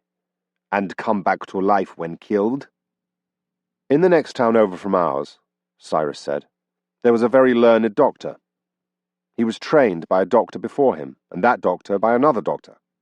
This man could bring a mother giving birth and the child back from what other healers thought was fatal. Maybe it's like that. If you have the right information, you can do what everyone else thinks is a miracle." "No," Issa said softly. "There's more to it than that. Being deathless is about more than knowledge. She was cut off by a scream. Both of them spun toward the sound. The shouting continued, and Siris caught what might have been a call for help. "Is that—" Siris began. "The place where I said there might be an ambush?" Issa said. "Yeah. Looks like someone wasn't smart enough to go around. I advise hanging back to watch, but I suppose you're going to want to go rush and help the fool who—" Siris didn't hear the rest of what she said, as he was already charging toward the sound. Chapter 6. Siris burst out onto the stony bank of the stream. He could hear splashing downriver. There, he thought, running toward a group of dayrils with pale yellow skin and bony ridges. They hooted, surrounding a solitary figure who had fallen into the shallow water while trying to cross the stream. The traveller wore a brown robe. Siris couldn't see much of him beyond that. 4 dayrils. Could he handle 4 at once? There was no reason to think that feral dayrils would obey the Aegis Code of Honor. Not much choice now, he thought. Siris spun, sweeping outward with the infinity blade. Bamboo rattled against itself, clattering to the ground as he cut 24 stalks free. The clamour brought the dayrils up short, and they turned on him, one sniffing the air. The poor wayfarer crawled towards shelter beside some rocks. The 4 dayrils prowled towards Siris. One at the front grunted something, and the others split up, moving to surround Siris. Gripping his blade, he stepped into the shallow river, the water coming up only to his calves. If he got surrounded, the splashing of those trying to come at him from behind would give vital warning. The dayrils were all of the same species. These grunted and hooted rather than speaking, though they wore crude armor and carried swords. They had hollow-looking, almost skeletal faces. He couldn't distinguish them by their features, though the leader wore armor stained the color of blood. This one stepped into the river directly in front of Siris, and for a moment it looked as if he might follow the ancient ideal after all. Then the leader waved, and the other three moved into the river to attack. Rustling and hooting came through the bamboo in the distance. More were coming. Great. Siris positioned himself trying to watch, or at least listen for all four. The cold mountain water was icy on his feet as it seeped through his boots. Something about his circumstances suddenly struck him as familiar. I've never been in this situation before, he thought, spinning on one of the day reels that tried to come at him. The beast moved back in the water, growling. All of Siris's training had been focused on single duels, and yet there was a sense of familiarity to this larger fight, as there had been in the castle, when he'd faced the two golems. There was something there, something inside of him. If he could just reach it. The Dayrils attacked, and he shook out of the reverie. Siris jumped forward and engaged the first one to gain a second or two breather from those coming up behind. He slammed the Dayril's sword out of the way, then rammed his weapon into its chest. Splashes behind. Siris ripped the sword free and yelled, spinning, coming down on the arm of a Dayril swinging for him. The Dayril's blood was red, just like that of a person. Keep moving, keep moving. Splashes and hoots, cries of rage and pain. A third Dayril was coming at his side, where Siris had intentionally left himself open. The creature struck as Siris snapped his fingers together, summoning the God King's shield in a flash of blue. The Dayril's eyes opened wide as its sword was blocked by the steel. Siris shoved the beast's weapon aside, then struck, sword through the neck. That left Siris completely exposed from the back. There was no way to stop the fourth Dayril in time. Siris spun, expecting to feel the blow at any moment. Instead, he found the Dayril splashing and flailing, a figure in a long black cloak, hanging onto its back, her arms around its neck in a chokehold. The Dayril tried to stand, and Issa cursed, kicking at its leg and bringing them both down in a splash of water. The creature was wheezing. "Wow," Siris said. "If you're done admiring," Issa said, straining, "could you please stab this thing?" Siris leapt forward and rammed the blade down into the creature's chest. Issa rolled free, water pouring over her as she puffed in and out. "Damn," she said. "Those things are strong." Siris helped her to her feet, and she pulled off her coat. It was so wet that it flopped when she moved. She dropped it and let it float away, fishing out one of the Dayril's fallen swords. The hooting of other Dayrils was growing closer. A second later, 8 of them broke out into the small clearing. "Hell take us," Siris whispered. "I believe I warned you that this was a perfect place for an ambush," Issa said, her teeth chattering as she raised her sword. "You did." "And I believe I suggested restraint as you charged off like a fool." "You did." "Well, so long as I'm proven right, I guess I can die happy. And cursing your name, of course." Siris smiled wanly as the newcomers fanned out, looking at the corpses of the fallen, the blood colouring the river. One of the Dayrils, the one whose arm he'd cut off, had crawled to the bank. One of the newcomers killed him with a strike to the head, a sneer on his lips. "If it turns out that guy yelling for help was just a means of drawing us in here," Issa said, "I'm going to be really annoyed at you." "You aren't now?" "Too cold to be annoyed yet. Did we have to fight in the river?" "Felt right at the time," Siris said as the Dayrils closed in. Their hooting had grown agitated. They obviously didn't like having lost so many members during a simple ambush. "I don't think the guy we saved is with them. He seems terrified." Siris couldn't make out much of him, only a robed figure cowering behind the rocks. "That's something, at least. So, I'm not that handy with a sword. I can deal with one of these guys, maybe. You can handle the other 7? "Yeah, sure," he said. "No problem."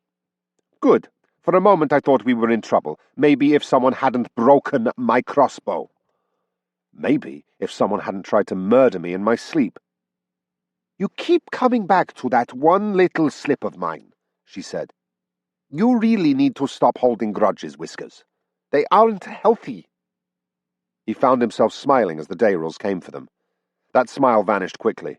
The splashing of clawed feet, the hoots, the swinging of swords. They bunch up when they attack with so many together, Siris thought. There's something to that. I can see it in my head. Forms with the sword. He threw himself into the fray. Issa guarded his back. He slammed swords aside, used his shield like a bludgeon, roared in rage to try to intimidate the Dayrils. But they were careful. They forced him back, and he could barely defend himself. He did get one lucky jab in, sending a single monster to his knees, holding his stomach and coughing blood. The others closed in. Yes, I can see it, like a fragment of a memory. Siris fell still. That seemed to make some of the Dayrils wary, for they drew back. Others still rampaged toward him, fighting.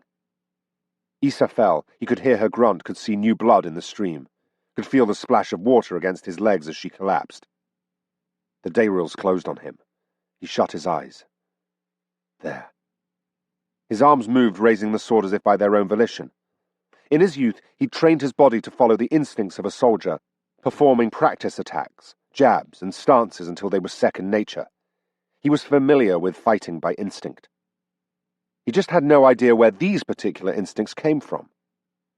He snapped his eyes open and spun in a complex sword kata, feet moving quickly in the water.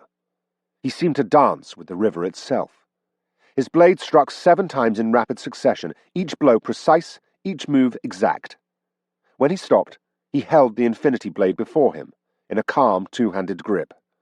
The river flowed at his feet. 7 Dayrilic corpses floated away. He took a deep breath, as if coming awake after a long sleep, then turned, absently noting his shield, which he dropped sometime during the process. What had that been? The rhythm of the attacks seemed so familiar. The 7 strikes had come as if this particular fight, with each Dayril in its place, was something he'd practiced time and time again. The infinity blade, he wondered. Did those reflexes come from the sword? Issa. He cursed, dropping the weapon, grabbing her from the nearby water. She had a gut wound, a bad one, and the chill water washed the blood from it. Her eyes were still open, still moving, but her skin was pale, her lips trembling. I didn't, she said.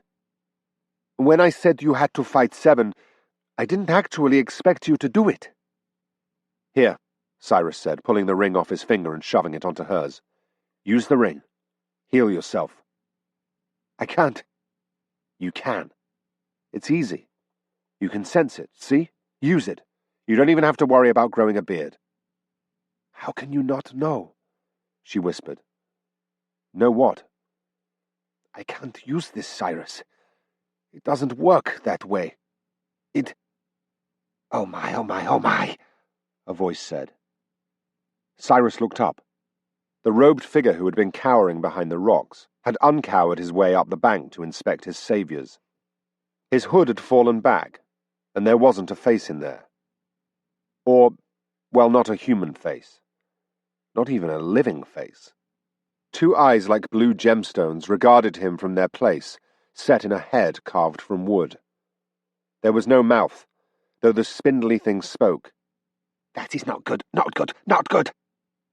Can you help? Siris asked desperately. Must I? Yes. Bring her over then. Out of the water, out of the water. Yes, yes, something metal. Let us see. And thread, I should imagine. Siris lifted Issa and splashed through the water to the bank, watered-down blood seeping out of the wound. He set her on the rocky bank as the creature, a golem of some sort, shucked its robe, revealing a puppet-like body of thin wood. Bamboo, Siris thought. It's made of bamboo. Yes, yes, the golem said, inspecting the wound with thin fingers. Your shield. I need your shield. Siris fetched it. What else could he do? It didn't seem the time to ask questions. When he returned with the wet shield, the creature was absently reaching out to touch its fallen robe. Its hand, then arm, unraveled. Siris froze. The creature's body was turning to thread, the transformation running up its arm. Excellent, excellent, the creature said, waving with the hand that was still wooden. Bring it, please, please, yes! Siris knelt, setting the shield beside Issa. She was still breathing but had her eyes closed. She looked so pale. The creature touched the shield with its wooden hand, and that hand fused to the steel, transforming and becoming metal. This transformation ran up its other arm, turning half of its body to metal. Then, the creature broke its arm free, splintering its entire body. The fracture was precise, and from the heap of metal emerged a smaller version of the creature, perhaps 1 foot tall, with one half of its body made up of bunched-up thread and the other half made of slender, silvery steel. It walked up and prodded Issa's wound with fingers that were now very fine, like needles. It cut away the clothing near the gash. Its fingers were sharp on one side. "Clean wound," it said, the voice now much softer. "Cut very sharply. Good, but yes, much work to do. Must be quick, lots of blood. Not good, not good." The creature pushed its way into the wound, burying its arms, one of silvery metal, the other a pile of thread that moved like muscles, into her abdomen. The creature began to hum, using one spindly finger like a needle, threading part of its own body through and beginning to sew on the wound. "It's going to be all right," Siris said to Issa. "I think. I hope." "Too much of a coincidence," she whispered. "Hush," he said. "Don't." She opened her eyes. "It was following us. That thing, whatever it—" She grimaced in pain and took a few panting breaths. "It must have been followed us, Siris. That's why it fell into the ambush. It didn't catch that we'd split off to go the longer way round." Siris looked at the creature, which was working quickly, humming to itself. In just a few minutes it finished with its work on Issa's innards and moved to sewing up her outer gash. Its fingers were a blur and the stitches it made incredibly tight and small. It pulled the final stitch tight, then tied it off and snipped. Issa was unconscious by then, but still breathing. Siris felt helpless. Why had she refused to use the healing ring? He slipped it from her finger. Perhaps she'd just been addled by the wound, the fight. If she came to, when she came to, then she could use it. "Thank you, creature," he said. I obey, as instructed." The creature inspected its handiwork, then fell backward. Siris started as the creature melded into the rock behind it, its body transforming to match the stone. A second later, a larger version of it, 5 feet tall now, ripped free of the ground, now made of river rocks and mud. He could still see its former body where it had melded into the large stone at the thing's chest. It opened gemstone eyes in a vaguely head-shaped stone on its shoulders, and when it stepped, rocks ground against one another. It picked up the robe. "What are you?" Siris asked. "Tell," the creature said. "Transsubstantive entity, lower class." "And were you following me?" "Yes." "You serve one of the Deathless, don't you?" Another pause. "I do." "Which one?" "I have been commanded not to respond to that question," Tell said happily. "Oh my, this is probably not a good place to be having a dialogue. I do believe that other bands of QIP mutants may inhabit the area." Siris looked down at the unconscious Issa. Moving her didn't seem to be a good idea, but remaining in this place, where the sounds of battle might have drawn attention, was a worse one. Siris moved to pick her up. "If I may suggest," Tell said, "with the substance of stone, I am quite well equipped to carry large burdens without growing fatigued, if you would command me." Pick her up." "Excellent," Tell said, kneeling down and easily lifting Issa. "I might suggest that you fetch the sword, as I have been commanded not to touch that particular item." He walked off, humming to himself. Siris shook his head, walking out into the river and retrieving the infinity blade. He summoned his shield to him, then, after a moment of hesitation, ran off to get the horse and their supplies. "I can't answer that question," Tell said happily.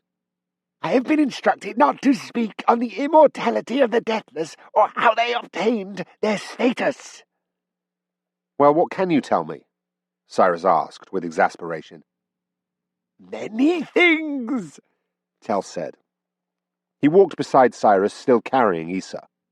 She was unconscious, but Tell seemed to be capable of carrying her with a much smoother gait than Siris could manage, so he tried not to worry too much.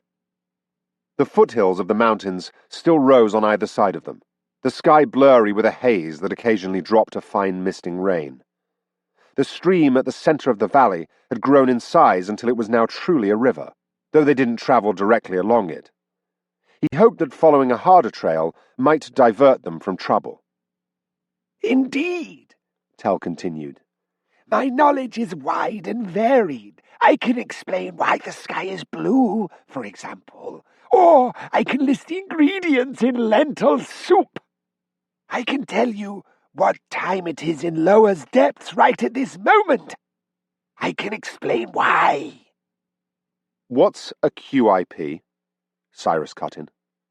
The dead mind at the God King's palace spoke of something like that when it attuned me to one of those rings. You mentioned it again when talking about those day rills. QIP, Tell said. Quantum Identity Pattern. The individual quantum signature inherent in every sentient being as related to his or her ancestors. It is similar to, but completely separate from, a person's physical DNA. They're what? I believe, Tell said, that you lack the proper scientific understanding for this conversation to proceed with specific details. A simpler explanation is in order. Your QIP is what you might call your soul. Yours is individual to you, but is separate from your physical form. And it's related to my ancestors? Indeed, Tell said. A person's descendants will have a QIP, a soul that manifests their parentage. So this sword drains souls, Siris said. And it needs to drain enough of them from my bloodline, is it? From my bloodline before its powers manifest. That is an extremely simplified way of explaining it, Tell said, sounding displeased. It speaks nothing of QIP alignment. Indeed, it speaks nothing of science at all. But for an ignorant peasant, it will do. The God King was hunting my family, Siris said, mostly to himself. He wanted my bloodline specifically.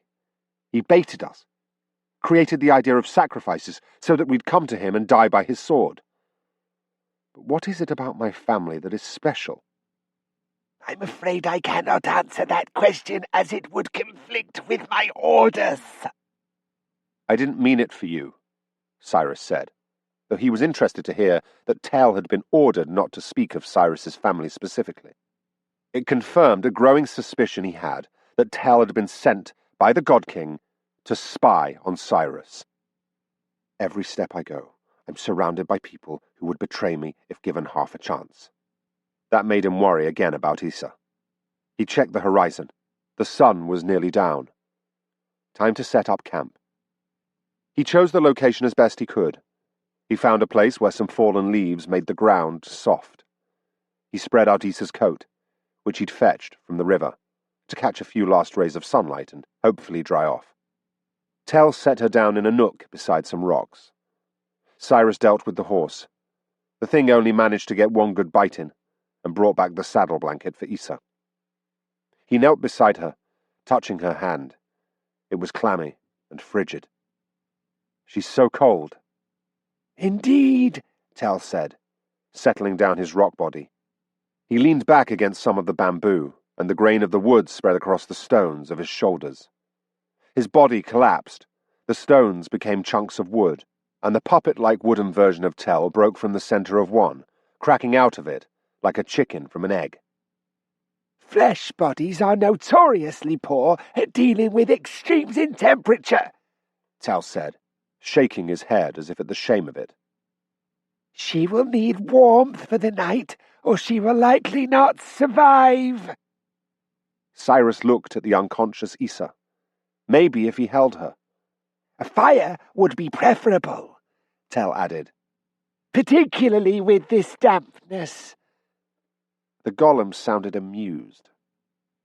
Right, of course, Siris could make a fire, couldn't he? He gathered some wood, but everything was sodden to its innards. He dug in the saddlebags. They were crafted in a way to keep the water out, and came up with some tinder and straw. An hour of frustration later, he still didn't have any fire. He could get something started, but the wood around him was just too wet, and the occasional drizzle didn't help either, though he'd created shelter as best he could by draping a blanket on some bamboo stalks over the fire. He knelt in frustration over the makeshift fire pit, feeling completely useless. Tell sat to the side, silent and motionless, like a wooden statue. Tell didn't seem to mind the rain, and had explained, regretfully, that he had no skill in fire building. It wasn't part of his designated parameters, whatever that meant. Neither was fighting, which explained why a creature that could craft a body for itself out of stone had cowered before those dayrills. "I've been a fool," Siris said. "For what purpose?"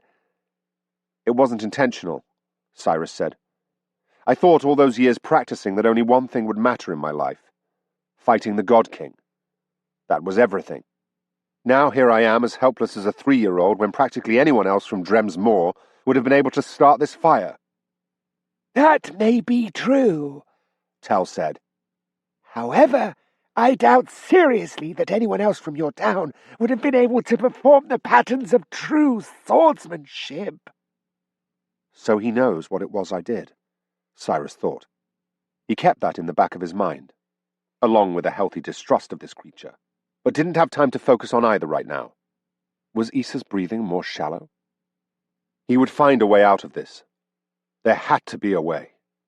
He fished in his pocket, pulling out a handful of rings. He held one of them up, one of the very first he'd found. It generated blasts of fire. Like most of the others, it had stopped working soon after he killed the God King. "Tell, can you tell me why this ring stopped functioning?" "I would guess," Tell said, "that it was set for local power, and something disrupted the source of energy." "Can I set it to work out here?" "It depends on the ring," Tell said. "If you wanted to make it function, you would probably need a similar source of energy to what it creates. Then it could draw on that and transport it to you." Siris turned the ring over in his fingers, and, for the first time, noticed something on the inside. A piece was designed to come off, a tiny shard. About half the size of his smallest fingernail, it reminded him of the disc that was paired with the ring that summoned the sword. Draw on a similar type of energy, he thought, and transport it to you. They were actually very similar, this ring and the transportation one. "I need something hot," Siris said. "Might I note," Tell said, "if we had something hot, would that not solve our problem in and of itself?" Siris looked down at the metal disc, then grasped it in his hand. He took a deep breath, putting the ring on his other hand. Tell stood up. Oh dear, no, that is a bad idea, bad. You don't have enough heat inside of you to start a fire. I'm sorry, 98.6 across 180 pounds of flesh. Oh, you'll get a burst of flame, but you'll be dead at the end of it. Please do not. "Fine," Siris said, holding up a hand to Tell. "I won't, but I've got to find something warm to use." He looked right at the horse. "Still not hot enough," Tell noted. That was almost a pity. But what? The steam vents, Siris thought. Issa said they were all around out here. Had he smelled some on the march here from the river? Dared he leave Issa with this thing? "I command you not to harm her," he said to Tell. "I wouldn't have anyway." "Stay here. Watch over her." "As you command." He almost ordered the thing away. But what good would that do? If it went to report, Siris would be discovered. If it remained here, he might find a way to control it. Siris turned back the way they'd gone and started jogging. It was a difficult run. They'd walked some 4 hours since the river. He'd noticed the scent somewhere about halfway through that time. It grew dark. He ran on, pushing through patches of bamboo and across open meadows. Was he going the right way? What if... There! He found the vents tucked up against the side of a rockfall beside a hill. These ones were slim and didn't give off much heat, certainly less than he'd hoped. Still, the cracks seemed deep, and the scent of sulfur was strong. He dropped the metal disc down the one that seemed the deepest, then turned, and ran back the way he'd come. A half-hour later, puffing, wheezing, he reached the camp, though he'd had to call out to Tell to find it. The sky was nearly pitch black. Siris ducked under the damp blanket stretched between stands of bamboo. He knelt beside the fire pit, pushing the ring farther onto his finger. He held out his hand, palm forward, trying to summon the heat. He felt nothing at first. Then, with relief, he felt a faint warmth around his finger. The ring made a clicking sound, then buzzed. A blast of flame erupted from his palm. Its coming was so sudden he almost jerked back. The fire blazed forward and covered the entire fire pit. Steam hissed, wood popped. Siris had to turn his face away. With focus, he took the heat down from an inferno to a careful bake. Better to dry the wood than turn everything in the camp to ash. The heat continued for a good count of 100 before the ring buzzed, its energy expended. Siris lowered his hand and looked at what he'd done. The wood was singed, and some of it smouldered, flames growing. He nurtured these, and in minutes he had a satisfying fire. He positioned Issa beside it with the blanket over her back, her head resting on some wadded-up clothing. Finally, Siris sat back against the rocks, rain falling lightly on his head. There wasn't room under the blanket for him with the fire and Issa. He exhaled softly. "Where did you find a source of such heat?" Tell asked. The golem sat in the rain as well. "Some cracks in the ground," Siris said. "Issa said they were common in this area." "Ah," Tell said. Yes, very clever. Hopefully you didn't melt the transmittance disk by tossing it into lava, but I suppose those can be replaced." Siris wrapped his cloak around himself, the one Issa had given him on the first day. "You'll now tell me everything you know about... What was it you said? The patterns of true swordsmanship." "They are of ancient date," Tell said. "The most accomplished art of a warrior, a unity between sword and body. Some Deathless claim it took them centuries of practice to master them. Mortals aren't supposed to be able to grasp them in their short lifetimes." For some reason, Siris felt colder. "They are intended," Tell continued, "to be used in fighting multiple opponents of inferior skill. The Deathless developed them so that one of them could stand against many. Indeed, they are next to useless in a formal two-combatant duel. One could argue that the formal duel rose out of so many Deathless being accomplished at the true patterns." "So how do I know them?" Siris asked. "I cannot answer that." Siris was quiet for a time, listening to the rain beat softly against the leaves. "I'm a descendant of one of the Deathless, aren't I?" Tell gave no reply. "I can use their machinery." That's what Issa meant. She can't use the rings because her soul, her QIP, doesn't connect her to the Deathless. Mine does. I can do things I shouldn't be able to because of my lineage. That's why the God King was hunting us, because of our heritage. Again, Tell gave no reply. "Can you answer any questions on this topic?" Siris asked. "No," Tell said. "I am forbidden." "Well, it doesn't matter. I won't hold myself accountable just because one of my ancestors might have been a monster. I'm probably part of some illegitimate line." Maybe the God King's own line, he thought with a shiver. Wouldn't that be appropriate? Him killing his own children to make his blasted sword work. The rain eventually let up. Siris checked on Issa, then on her coat, which he'd hung on the other side of the fire to dry, and to keep the rain from blowing in on her. The rain had soaked one side, so he switched it around. When he turned back, she was looking at him. He started, nearly dropping the coat. She blinked, then grimaced, glancing down at her side. Tell had tied a bandage there, which she prodded at. "You should be resting," Siris said. "I am resting," she said. "This is hardly bleeding at all. That shouldn't be possible." "Tell does fine work," he said, nodding toward the golem who sat in the rain, looking up at the stars. He hadn't changed position in 2 hours. "I guess he does."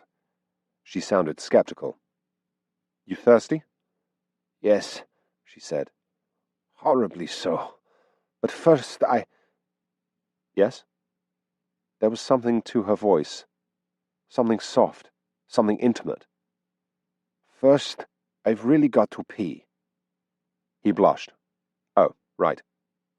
He fetched a pot for her, then went off into the bamboo to give her privacy. When he came back, she was dressed and sitting up by the fire, warming her hands. He sat down across from her. "I'm hoping I don't need the rope treatment tonight," she said. "No," he said. "You came to help when I was fighting in the river, even though you were unarmed. You could have let those creatures kill me, then stolen the blade from them."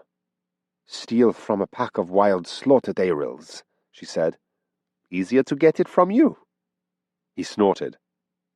"I doubt they knew what it was worth, and you're sly enough. When they went to sleep, you'd have had that sword and been on your way in under a span." "You have quite the opinion of my skills." "It's out of regard for my own," he said. "You almost killed me, twice. I'd hate to assume someone incompetent could manage that." She smiled. "The fact remains," he said, "that you didn't have to rush in to help me. You did. Saving my life negates an attempt on it, so you're forgiven.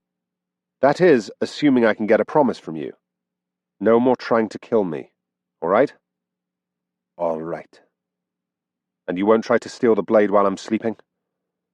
"I won't," she said. "Or even while you're awake." She paused. "But if you die, and I can't do anything to prevent that, I'm still taking the sword." "Fair enough. Better you than one of the Deathless." He held out his hand beside the fire toward her. She paused, then shook it. "Get some sleep," he said, rising to go fetch some more wood. "You too, Whiskers," she said with a yawn. "We're less than a day's hike from Satie's estate. You'll need your strength tomorrow. Be sure to get some sleep." "I will," he said. He proceeded to stay up the entire night, making sure the fire kept going and she remained warm. Chapter 7. "The real secret to good cooking," Issa said, lifting the spoon to her lips. "Is?" Siris asked, sitting across the fire from her. She took a sip. "Well?" he said. She licked her lips, held up a finger, then tossed in another pinch of spices. "You're not going to tell me, are you?" he said. "Don't be an idiot," she said. "The secret is patience." "Huh. I just failed that one, didn't I?" "As soundly as if you'd brought a salad fork to a jousting match," she smiled. "Phew," he said. "Jousting would require riding one of those things." He eyed her horse, munching on some foliage on the other side of their camp. A few days back, they'd carefully moved to a location that was more secure. They hadn't spoken of the fact that Siris continued to stay in camp with Issa, as opposed to going to fight Sadie's champions. He would go eventually. He hadn't lost his resolve. However, if he failed, it would mean his life, and he wanted to make sure Issa was well enough to reclaim the Infinity Blade if things went poorly. Besides, he wanted to attempt a few things on his list, like cooking. So far, he was confident that one was going to move to the list of things he did not enjoy. "They're not so bad," she said. "Horses, I mean. You just have to know how to treat them." "The same could be said of a persistent rash," he said. "You know, I considered, for just a moment, using the disc on him." "Nams," she said with a start, "you were going to draw the heat from my horse to start a fire." "Yeah." "I'd have killed you She said it frankly, though she blushed. We've been through a lot together, Nams and I. More than you and I have, Whiskers. Well, Tell indicated he didn't have enough heat in him for it to work. Makes sense to me. I'm pretty sure he has a heart made of iron, blood as cold as mountain snow. She raised an eyebrow. I saw him eat a baby once, Siris added. And not even one of the loud crying types. A sweet, giggling one. Pure evil, I tell you. She shook her head, sipping the soup. You're insulated. He raised an eyebrow. No, she said. Not a word in your silly language? It's a word, he said. But it doesn't mean what you think it does. Insatiated? Insociated? A word that means you say stupid things and are never likely to change. I don't think we have a word for that. I'm sure I knew one, she said. Stupid language. Doesn't have enough words. How many words does your language have? Many, many, many, many. We have 17 different ways of saying a person is no longer hungry. Sounds complicated. Nonsense. You just have to be patient. I'm beginning to wish you hadn't learned that particular word. She grinned, getting out bowls and dishing out the soup. You are a patient man, Siris of the Lost Whiskers. Did you not spend 20 years practicing with the sword? All to achieve a single important goal? That is patience. I'm not sure it was, he said, taking the bowl. I only did all of that because it was expected of me. Once I started, it built upon itself. Nobody would let me do common things like wash clothing. They'd insist on doing it. I needed to train, keep training, always. At a feast I couldn't eat the good foods because everyone was watching. I watch you every morning with that sword, working until you sweat. That is not the mark of an impatient man. I train because it's what I am. I can't explain it. It's as natural to me as breathing. You wouldn't call a man patient for reaching the milestone of continuing to breathe for 20 years straight. I don't know, she said. Sometimes continuing to breathe is a tough enough prospect. She grimaced at her bandage. The wound was healing, but slowly. Getting a sword through the stomach wasn't the sort of thing you just shrugged off. Unless you were Siris. He looked down at the God King's ring on his finger. Issa followed his glance. We haven't discussed, she said. What I said. About the ring. It's all right, he said, stirring his soup. He took a sip. It was fantastic. How did she do that? It was just boiled leaves and chopped up bamboo shoots. I figured it out. You did? I must be of the lineage of one of the Deathless. That's why I can use the rings. It's why the God King was interested in my bloodline. Wait. He was interested in your bloodline? Why? I haven't mentioned it, he said. But I'm pretty certain he set up the system of sacrifices. It might be that my family is the reason for his entire dominance of this area. It's why he treated people with such tyranny, to encourage my bloodline to come fight him. This changes everything, she whispered. He frowned at her. Deathless rarely have children, she explained. Some say that the children of a particular Deathless can challenge them, steal their immortality. Whatever the reason, there is an unspoken rule among them. No children. What? It's said that long ago, when they first seized power, the Deathless slaughtered everyone who was related to them. He fingered the infinity blade, buckled at his side. Well, that means I'm probably not related to the God King, he thought. He tried to get me to join him. He succeeded in getting one of my ancestors to join him. He'd not have kept us around if we could threaten him. That relieved him, though one of the dark thoughts, as he'd started to think of them, crept into the back of his mind.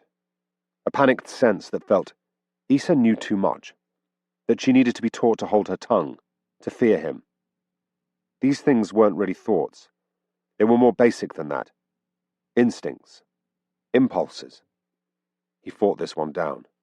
They came to him frequently these days. Too frequently. The conversation hit a lull. As he was finishing his last bites of soup, the nearby bamboo stalks rustled. He immediately stood, hand on sword, until a small form slipped out of the forest. Tell had turned himself into dark cloth using Issa's coat, and in doing so had shrunk down to about 3 feet tall. He still had gemstone eyes. The golem entered the clearing of their camp, then bowed.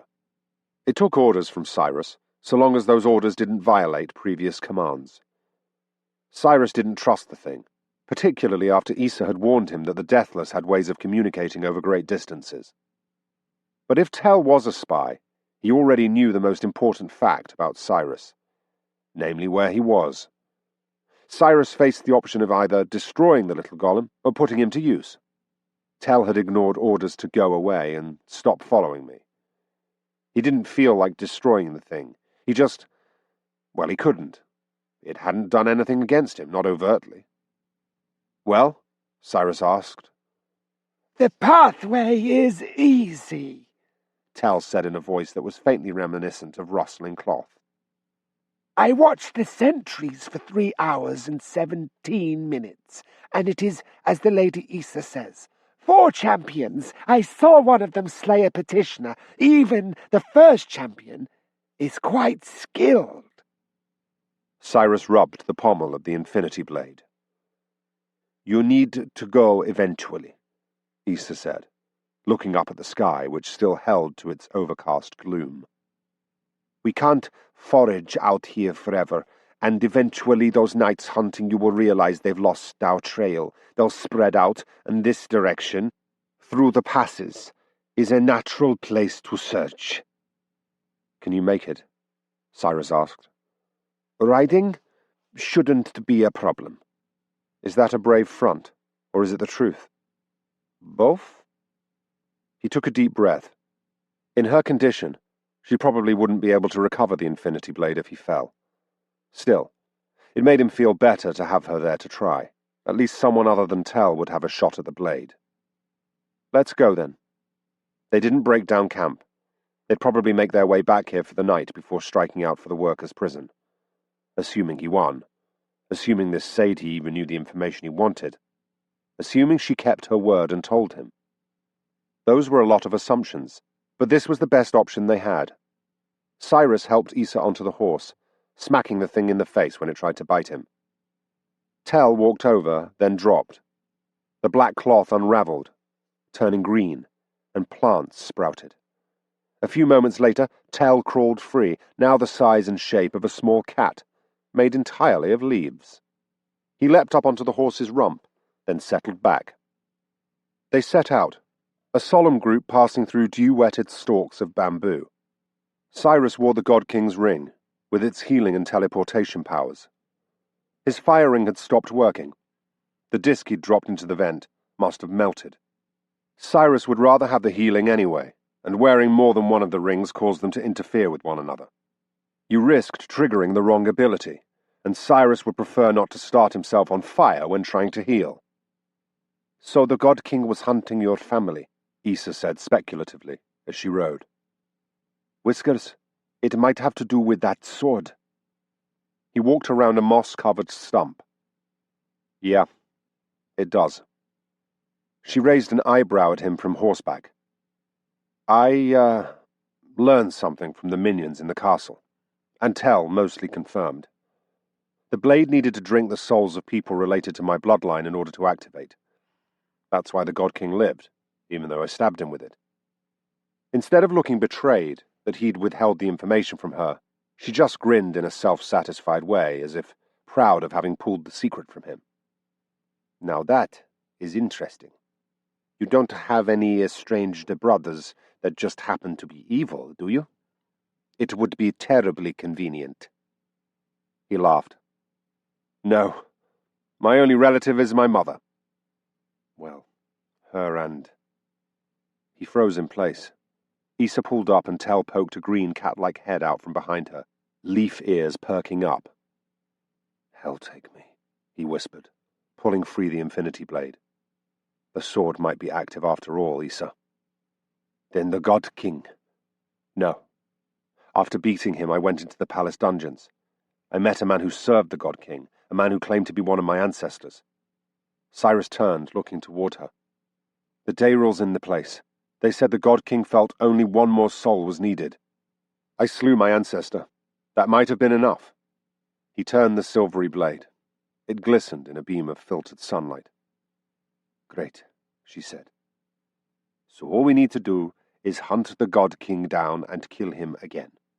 How hard can it be to locate, fight your way to, and slay a god? I did it once. Her smile faded. I meant that jokingly, Whiskers. I know. So I don't know, he said, slamming the sword back into its makeshift sheath and continuing on. I feel like my entire life has been controlled.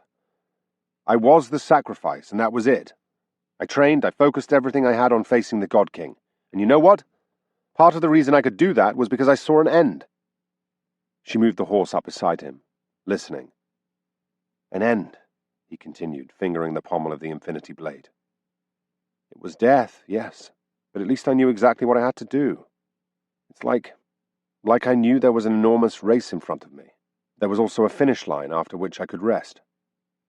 These last few weeks, they've taken that finish line from me. Fight the God King. Oh, you won. Well, now you've got to fight him again. And if you manage that, you've got an entire pantheon to worry about, and maybe hundreds of other Deathless nobody has told you about. Want to bring freedom to your people? Well, you're going to be fighting every moment of your life like a drowning man struggling to hold his head above water. So I don't know, Issa. This sword is a lead weight at my side. I should use it, but I'm exhausted. And someone has stolen my prize away. I lost my entire childhood. I'd like to live a little, just for myself. Does that make sense? More than you could possibly imagine, she whispered. He glanced at her. He still didn't know what to make of her. She seemed to like it that way. I think, she said, that what you are doing is more than noble enough. You shall find this worker and give him back his sword. Nobody could ask more of you. She grinned. And if you die instead, I shall then take the sword and sell it for a mountain of gold. He eyed her. I'll use it to throw you one hell of a funeral party, she promised solemnly. I'll make sure the Dark Borrower himself comes to take your soul, and that no Deathless claims it. Thanks. I'll just try to live, though. Sure. Make things boring.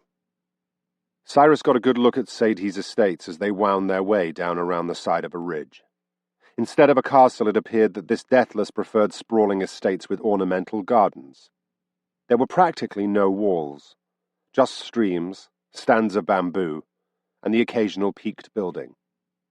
One building stood out, an open-sided structure in the center of the gardens. I fight my way there, I assume, he said, pointing. If she keeps her word, yes, Issa said. You challenge the guard at the pathway in. If he falls, it will draw her attention and alert the other champions. Sadie will probably watch from a distance to see if you're entertaining enough. If you are, she'll summon her current high champion. Defeat him, and you get your answer. Supposedly. Supposedly, Issa admitted. He took a deep breath. He'd feel less nervous if he could remember how he'd performed that true pattern sword dance. His instincts, ones he hadn't realized he had, whispered that the true patterns were extraordinarily varied, and the one to use depended specifically on the number of attackers, their skill, and how they were surrounding you. Using the right form could end them all in a series of perfected strikes. Using the wrong one meant leaving yourself wide open to multiple attackers. He shouldn't need that today. These should be duels after the ancient ideal. As they rode, he found himself increasingly nervous, more so than when facing the God King. Then at least he'd assumed he knew the fight's result. All right, he eventually said, stopping. You wait here. Issa raised an eyebrow at him as he unloaded his armor. I don't recall, she said, being turned into a golem instructed to obey your every command. Hey, Tell said, that's what I am. Did you realize that you were saying... Shut up, Issa said. Oh. I'm aware that you don't need to do as I ask, Siris said, strapping on his left forearm guard. But you're in no condition to fight. I thought I was here to help, but not to interfere, Siris said. These battles are one-on-one. I won't have you joining. My honor won't allow it. He met her eyes to let her know he was serious. He didn't get an eye roll, as he'd been expecting. She did lean down from horseback and rest her hand on his shoulder. If you do fall, I might be able to get you out before they finish you. You wouldn't be fast enough, he said. The Aegis forms all include finishing strikes. These are duels to the death. It's not about mercy or ruthlessness. It's just how things are done. If I fall, I die. And the blade. Fighting won't get it for you, Siris said. If they recognize it for what it is, you just get yourself killed trying to grab it. If they don't, it will be much easier for you to take by slipping in quietly. All right, she said, though she didn't seem pleased about it. Tell, Siris said. I need to rest for a bit before attempting this. I need my cloak also. Your cloak? I left it at the camp, I'm afraid. The golem fidgeted. He probably realized that Siris had left the cloak intentionally. It was time to see how far he could push the creature's subservience. You'll wait until I return? Tell asked. Of course. Two conflicting commands, Siris thought, but an implication that he can follow both. What will he do? The golem left, muttering to himself. Oh, not good. This is not good. Not good at all. Issa watched him go, then turned back and raised an eyebrow at Siris as he finished putting on his armor. You think that will work? If it doesn't, I haven't really lost anything. But I don't trust that thing, and I'd rather it be gone while I do this. He unsheathed the infinity blade, then tossed the sheath aside before attaching the transportation disc to the hilt of the blade. This time, if he dropped it, he'd be able to get it back with speed. He pulled on his helm. He breathed the stuffy air inside the metal shell. Siris, Issa said. Yeah? I'll try to sneak in after you. I'll be watching. Maybe if something goes wrong, I can... Don't get yourself killed, Issa. She smiled wanly. I'll promise that if you'll do the same. It's a deal then, he said. He did pull up the final straps at the side of his breastplate, then pulled on his gauntlets and nodded toward her. Wish me luck? She shook her head. The Deathless have all the luck, Whiskers. They always have. You don't need luck. You need obstinance, belligerence, and a bit of selective stupidity. Selective stupidity. Yes, that sounds like me. He marched out of the woods, armor clanking, toward a serene pathway of moss and overgrown stones. A Dayril guard stood there, slender and lithe. Siris held his blade up in the posture of one requesting a formal duel. The monster fell into a familiar stance, causing Siris to release a breath of relief. This was familiar. This was where he excelled. He stepped up. The duel began. Siris yanked his sword free of the chest of the last of the guards, dropping the beast like the others before him. Siris breathed in and out inside his helm for a moment, then stepped from the pathway out into the open gardens. The sky was dark with gloom and melancholy. It had begun to drizzle again. For a time he'd managed to forget all else, all but the duels. He cherished that focus. During such moments he didn't worry or wonder. He could fight and seek the solace of a spinning blade, a shield turning aside attacks. The open-sided building was just ahead. It was a thing of beauty, with ornate carvings and subtle colours, set in a garden with bridges spanning ponds and slow streams. He'd never before realized that a building could be a work of art. "I seek the champion of Saidhi," Siris called. "I have come for my boon." A little early to be making demands, warrior, a feminine voice said from the building. He could see someone sitting in the shadows there in a cushioned chair. A larger figure stood beside the chair. It began moving, stepping out into the dampened sunlight. The champion was a hulking brute who was almost big enough to be a troll. He might have been human beneath that evil silver mask, or he might have been a Dayril. Either way, he wore little armor, leaving his thick chest, bulging with both fat and muscle, bare. Siris raised his blade. The champion raised a huge machete-like sword and leapt down the steps, shaking the building as he landed. Time for the real challenge, Siris thought. The champion started immediately, 3 quick blows forcing Siris back. Insolent grub, Siris thought. They use our fighting forms, but they're not worthy.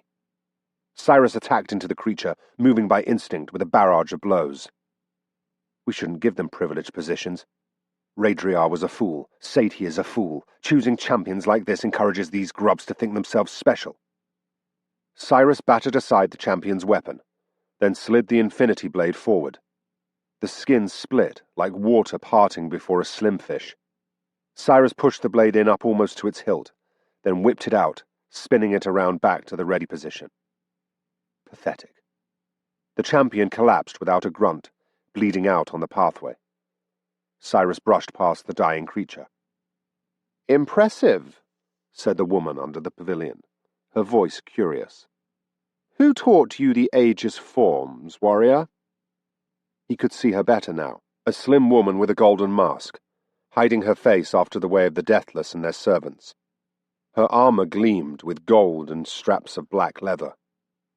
"I've come for my boon," Siris said harshly, trying to control the tempest within him. His calmness was gone. Those dark thoughts, they seemed like they'd consume him. "I wish a question answered." "Something so pedestrian," she said, rising and walking around him in a circle, inspecting him. "You could be my new champion. You could duel my challengers, slay them, find glory in battle. And of course, there would be other rewards. Riches, women, power. I treat my champions well." A question. "Very well," she said with a sigh. "What great mystery does your small mind ponder? Where can I find the prison that holds the worker of secrets?" The woman froze, her armor clinking faintly. She looked towards him, eyes narrowing. "Whose child are you? Which immortal's blood do you have in your veins?" "Answer my question." "The Vault of Tears," she said. "The place once known as Saranthea. Take a ship due west until you strike land, then climb the mountains to the north. You could find him there." Her eyes flickered towards Siris's hand. "The sword. She recognizes it." "But you won't," she added, raising an arm. Siris raised his shield to parry the knife he assumed would be thrown. Satie's hand instead let loose a jet of fire. Even behind the shield, the heat was nearly overwhelming. Siris felt as if he was going to suffocate within his armor, and his shield didn't completely block the flames. The metal on his side grew so hot it scorched his skin. He stumbled backward, turning his head and gasping for fresh air. The flames stopped and he turned back toward her, his shield steaming. He forced himself to raise his sword and made the sign of one offering a challenge, after the ancient ideal. She lowered her hand, and he thought he caught a sign of guilt in her posture. She removed a tall, slender pole from its place beside her throne. The weapon had a long, golden blade affixed to one end.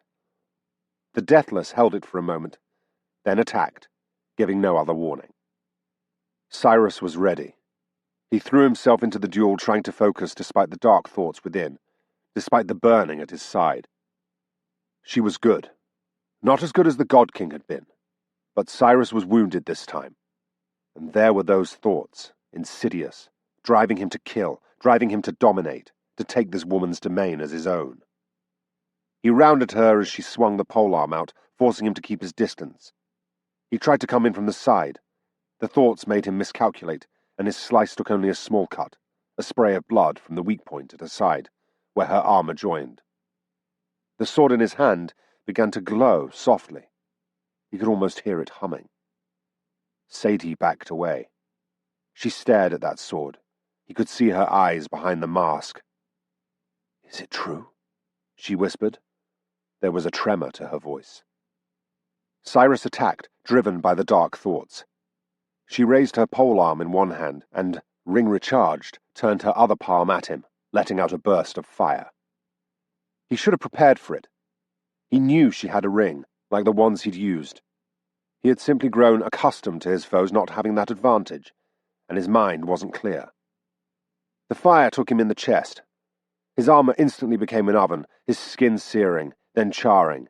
It crusted against the metal intended to protect him. Siris screamed, dropping to his knees, smelling the acrid smell of his own burning flesh. She chuckled, lowering her hand. "I wonder whom to test the sword on. Raedriar himself, perhaps? He thinks he can saunter in here whenever." Siris stopped listening. He activated his ring. The healing came in a rush of energy and new skin, in the sensation of sudden motion. His heartbeat, like a thundering river. His breathing, in and out, fast as a drumbeat. His hair grew, his fingernails curled in his gauntlets, and the pain vanished. As she stepped to him, he stood. And in a fluid motion, he rammed the infinity blade up into her chest, right under the breastplate. She gasped. "No, but you can't!" He ripped the blade free and stepped back, the sword glowing with a pulsing flash that matched the one coming from Sadie's own body. It built, like a concentrated bonfire, then burst out of her in an explosion of light. She collapsed. Siris fell to his knees, gasping for breath in the quiet, open-walled building. A few leaves blew past, carrying a chill wind that blew through his faceplate. His armor still felt hot enough to burn him, though not as badly as it had before. "I've killed another," he thought. Had her answer about the worker been truth, or was that a lie? He stumbled to his feet, then checked on the fallen Deathless, just to be certain. That strike hadn't been part of the forms. It had been brutal, guttural, and desperate. It had also been effective. No signs of life. Underneath her mask, she was quite pretty. He shook his head, then rose. He didn't want to remain too long in case other Deathless or guards came. For now he seemed alone, so he checked her throne, hoping for another mirror that could answer his questions. He didn't find one. Behind the throne, however, he did see something that he hadn't noticed before. A small stone obelisk, with a familiar shape carved into its front. He froze. There had been one similar to this in the dungeon of the God King's castle. Placing the infinity blade into it like a key had opened a pathway to the dungeons. That had made sense. The God King possessed the only infinity blade, so using it as a key had been rational, to an extent. But this obelisk also had the imprint of the infinity blade on it, and it was in Sadie's gardens. Suddenly nothing made sense. What was it, really? Did all of the Deathless have these obelisks? And if so, could they open them? He raised a gauntleted hand to his helm. What is happening, he thought. I've been lied to at some point along the way. But when? He hesitated, then stepped forward, slipping the infinity blade into the keyhole of the obelisk. It fit perfectly. What would it open? What secrets would he... The obelisk dropped sharply into the ground. Reacting quickly, Siris snapped his 3 fingers together to summon the blade back. Nothing happened. "Yes," a voice said speculatively. "I thought you might fall for that." Siris spun. The God King stood behind him. The creature wore new armor, shaped somewhat like he'd worn before, almost organic in feel. Siris recognized him, even with the change. The voice. He knew that voice. Oh, hell. "You opened the pathway to my dungeons," the God King said. "I know you killed the prisoners there. Not to mention Archerin, which is a pity. He was a useful servant." The God King strolled past. Siris could see where he'd come from, a doorway that had risen up from the grass beside the building. Desperate, Siris snapped his fingers together again. "That will not work," the God King noted. "You don't think we'd create a means of teleportation without creating a means of blocking it as well. The transportation ring will not work as long as the sword is properly shielded." The God King prodded at Sadie's body with his foot, shaking his head. "I do believe she was planning on taking the sword and betraying me. I suppose you did me a favor by killing her. Pity." Siris struggled to make sense of what was happening. The God King was here. "So you do live. Tell, you were using him as a spy." "The Trans-Golem?" the God King asked, amused. "No, I've been using my ring to listen in. Quite useful these are. Why do you think I gave them to my minions?" Siris felt cold. "Excellent listening devices," the God King continued. "I'd hand them out to those who pleased me, and so they fought my favor, never knowing that their prizes were the means by which I took care they wouldn't betray me." He looked at Siris. "I never thought one of my foes would actually be able to use them." "Of course you did," Siris said.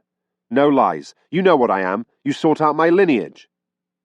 "Oh, I know what you are," the God King said, a smile to his voice, "though I'm more and more certain that you do not. I do wish I knew who sent that Trans-Golem to spy on you." A large portion of the ground cracked near the building, and a rectangular chamber rose from beneath. A group of knights in black strode out, surrounding the building. One carried a cloth-wrapped bundle over to the God King, who reached into it and took out the infinity blade. "Thank you for returning this to me," he said to Siris. "I've been worried about its safety." "Give me a sword," Siris said. "Duel me." "I think not. You surprised me last time. I don't think I'll put myself into that position again." The God King stepped down from the building, walking up to Siris, who couldn't back up any farther without hitting the knights. "What of honor?" Siris demanded. "There are some I give honor," the God King said, voice growing cold. "But not you, Alsa. Never you." "What?" "I fought you with honor. I killed you with honor. And I do believe that was the only time in your awful life you ever showed honor to another." The God King spoke softly, raising the blade so that the tip touched Siris's neck. "I don't know what you're talking about." The God King chuckled. "You really don't, do you? Ironic. What did you do to yourself, Alsa?" He pulled the blade back to strike. Siris spotted something moving on the other side of the court. Behind the knights, a dark figure crawled along the top of a low landscaping wall. None of the guards saw her. They were focused on him. She shouldn't have been there. Issa. She carried her crossbow. She lied, Siris thought. It wasn't that hard to fix after all. He laughed, both in horror and incredulity. The God King hesitated, sword raised. Issa lowered her crossbow at the God King's back. It won't work, Siris thought. It won't kill him. It probably won't even stop him. She turned the bow fractionally, so it pointed past the God King and pulled the trigger. The bolt flew, streaking across the garden between the knights. It hit Siris directly in the forehead. Chapter 8. Alsar's body jerked with a sudden snap, then toppled back to the ground. The God King froze. That had not been part of his plan. "What is this?" he roared, turning and pointing. A dark figure was already dashing down the pathway out of the gardens. An assassin? Had that bolt been meant for him? He gestured, and 3 of his knights charged after the assassin. The God King growled. Sadie had left her estates far too open by living in gardens like this. it was nearly impossible to create a good defensible border. "We leave," he said, suddenly feeling exposed. Too much had gone wrong lately. He strode toward the lift that would take him down into the undercomplex of Sadie's estates. "What of this, Great Master?" one of his knights said, kicking at Alsar's fallen body. "It's just a husk now," the God King said. "You may take the armor as a prize, and recover my ring for me. Burn the body." He walked into the lift as his knights obeyed his orders and secured the area. In the near distance, he heard hoofbeats. The assassin had a horse. The God King was disquieted. An assassination attempt on him was meaningless, though people still tried. He deliberately kept the people of this island from knowing the true nature of the Deathless. So long as they thought they could kill him, they'd focus their rebellion on assassins and warriors sent to challenge him. No, an assassination attempt wasn't what disquieted him. What worried him, as the lift began to lower, was the chance that the bolt hadn't been meant for him, that it had been meant for the target it had struck. If that were the case, someone had known to kill Alsar before the God King could strike with the Infinity Blade. And that meant someone understood far more than they should. Siris awoke with a deep gasp. It was the uncontrolled gasp of one who had been without breath for too long. The gasp of the dead returning to life. He sat up with a jerk, something liquid and gel-like sliding from his naked torso. He was sitting in a metal tub in a dark room, which was lit only by a few flickering red lights. He breathed in and out, viscous goo dripping from his chin. He raised a trembling hand to feel his cheek. "Damnation," he whispered. "I'm one of them." "I sat there for hours that first night," a voice whispered. He turned to the side. Issa sat in the corner on the floor, her knees up and her dark coat spread on the metallic floor around her. "I watched you," she said, staring straight ahead. Not at him, not at anything really. "I watched your chest go up and down. I sat there, counting to myself, terrified. You were one of them. I knew it. I'd seen you use one of their rings. I'd heard you claim to have killed the God King with his own sword. You fought like one of them, like a creature from another time. Too perfect to be completely human. A warrior cannot learn such skill in one lifetime. You fought like a god." He blinked, then wiped goo from his face. "Hell take me. It can't be true." "And yet," Issa whispered, "you'd be kind to me. I knew I should strike you down, take the sword. You were lying to me, I thought, pretending honesty, pretending kindness, spouting all of that nonsense about a sacrifice. You were making sport of me. Why else would one of the Deathless act as if he were immortal?" "I didn't know," Siris whispered. I was frozen," she said, growing quieter. "Watching you lie there. What was I to do? Should I act upon these lies I knew you held close, or on the honesty I saw in your eyes? It was not an easy choice. In the depth of the night, my fears won." She looked up and met his eyes across the small chamber. "I didn't think it a betrayal, since you had obviously lied to me. Obviously—" Siris coughed, trying to get some of the gunk out of his mouth. "I've lied to myself, too, apparently." He closed his eyes, raising his hands to his head, groaning. "This cannot be possible." "Do you really not remember anything?" she asked. "You've probably lived thousands of years." "All I know is my own life," he said. "Growing up in Drem's Moor, being told I was the sacrifice, seeking the God King." He took a deep breath in and out. "I'm just a person. Hell take me. A regular person." "You don't fight like one." He tried to banish the thoughts that came next. Memories from his childhood. Veterans who had left the God King's service and come to train the sacrifice. They'd whispered that Siris was too good, that he learned too quickly. By childhood, he'd been able to fight as well as any of them. By his teenage years, he'd have been named a duel master in any major city. By his 20th year, he had been good enough to defeat the God King. Too perfect to be completely human anymore. You fought like a god. "I've seen something in your eyes, occasionally," she said. "A depth to them, a change to you. Sudden flashes of arrogance." "The Infinity Blade," he protested, opening his eyes. "It was corrupting me." She raised an eyebrow. "Why would a weapon built to free mankind, to defeat the Deathless, corrupt the one using it?" She mocks me. Kill her. An awareness blossomed in him. Those thoughts weren't external. They were a part of him. A real part of him. "That's who I was," he whispered. "That's what I used to be. One of them.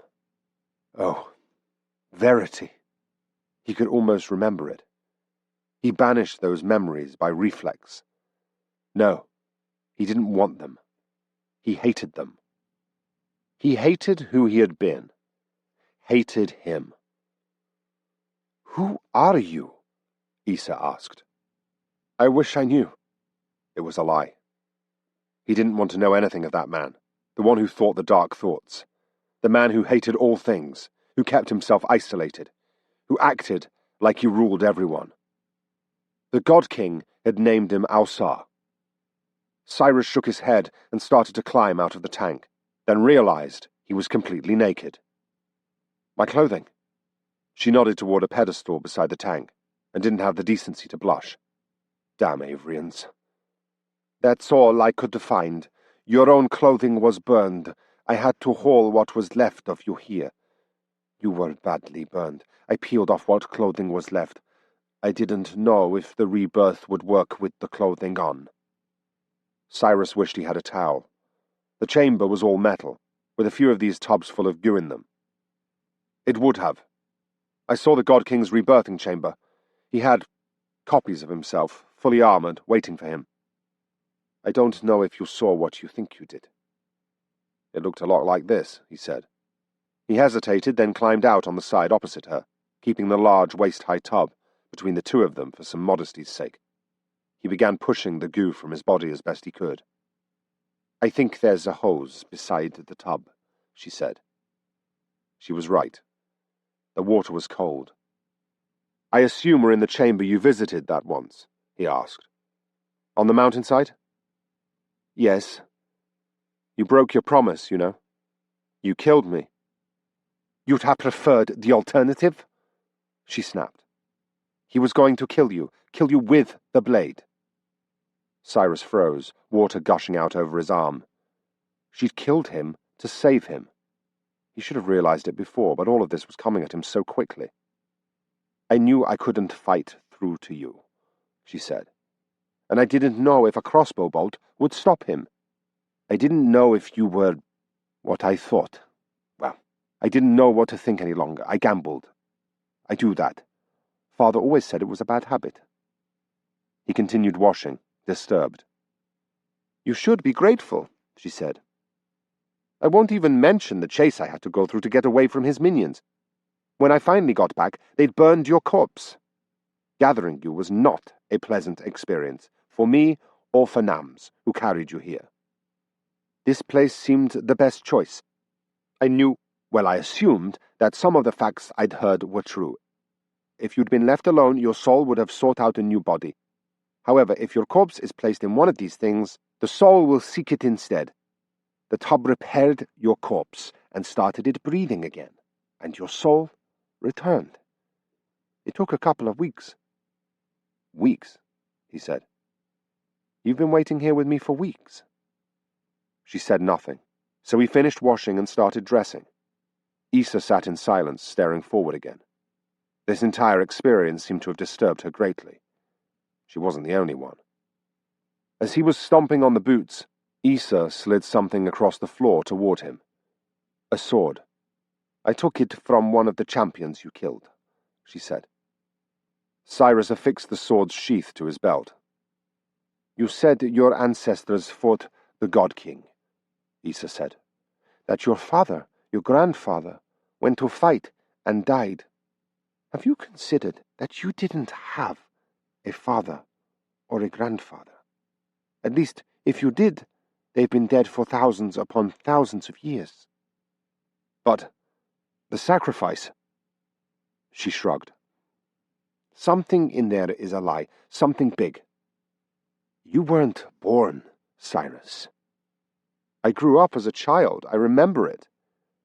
I don't know how to explain that."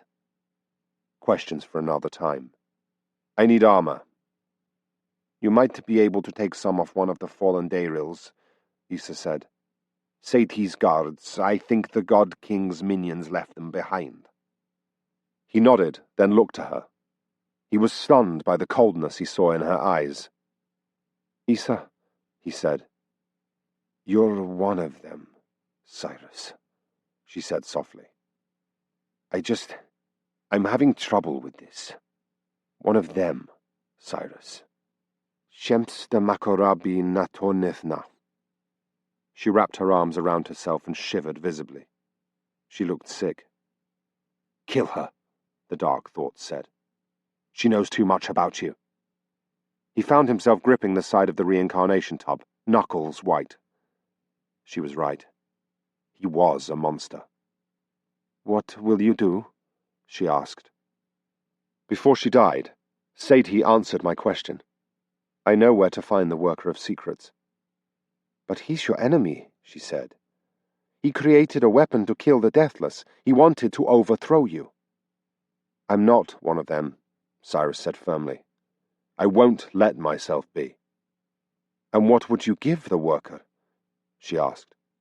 "You can't deliver him the Infinity Blade now, so why go?" "You wanted freedom, Siris. Well, the God King has his weapon back, and he doesn't know where to find you, if he even cared to. I think he won't bother, focusing on Deathless with armies, lands, and influence. You can disappear. You're free." The realization hit him like a clap of thunder. No expectations, no responsibilities. He could escape, live his life. "Will you come with me?" he found himself asking. He held out his hand. Issa regarded that hand, then looked up at his eyes. Finally, she turned away. "Issa," he began again. "I don't know what I think, Siris," she said. "You're one of them. I know that's not fair, but it's complicated. I'm still me, Issa." "Are you?" she asked. "Are you completely?" "Not completely," he admitted. The dark thoughts prowled inside of him, stronger than ever. He tried to say otherwise to Issa, but the words wouldn't come out. "I came for the Infinity Blade," she said. "I'm going to follow after it. That's where I need to be right now. I'm sorry." She walked toward the exit. "Issa," he said. She paused. "I release you from your oath." "My oath?" "Not to kill me," he said. "If when we meet next I'm not myself, if I've become one of them, truly, I want you to do what you need to." She stood in the doorway, and he hoped for a wisecrack. Something like, "I've killed you once already, don't you think I have better things to do?" He smiled.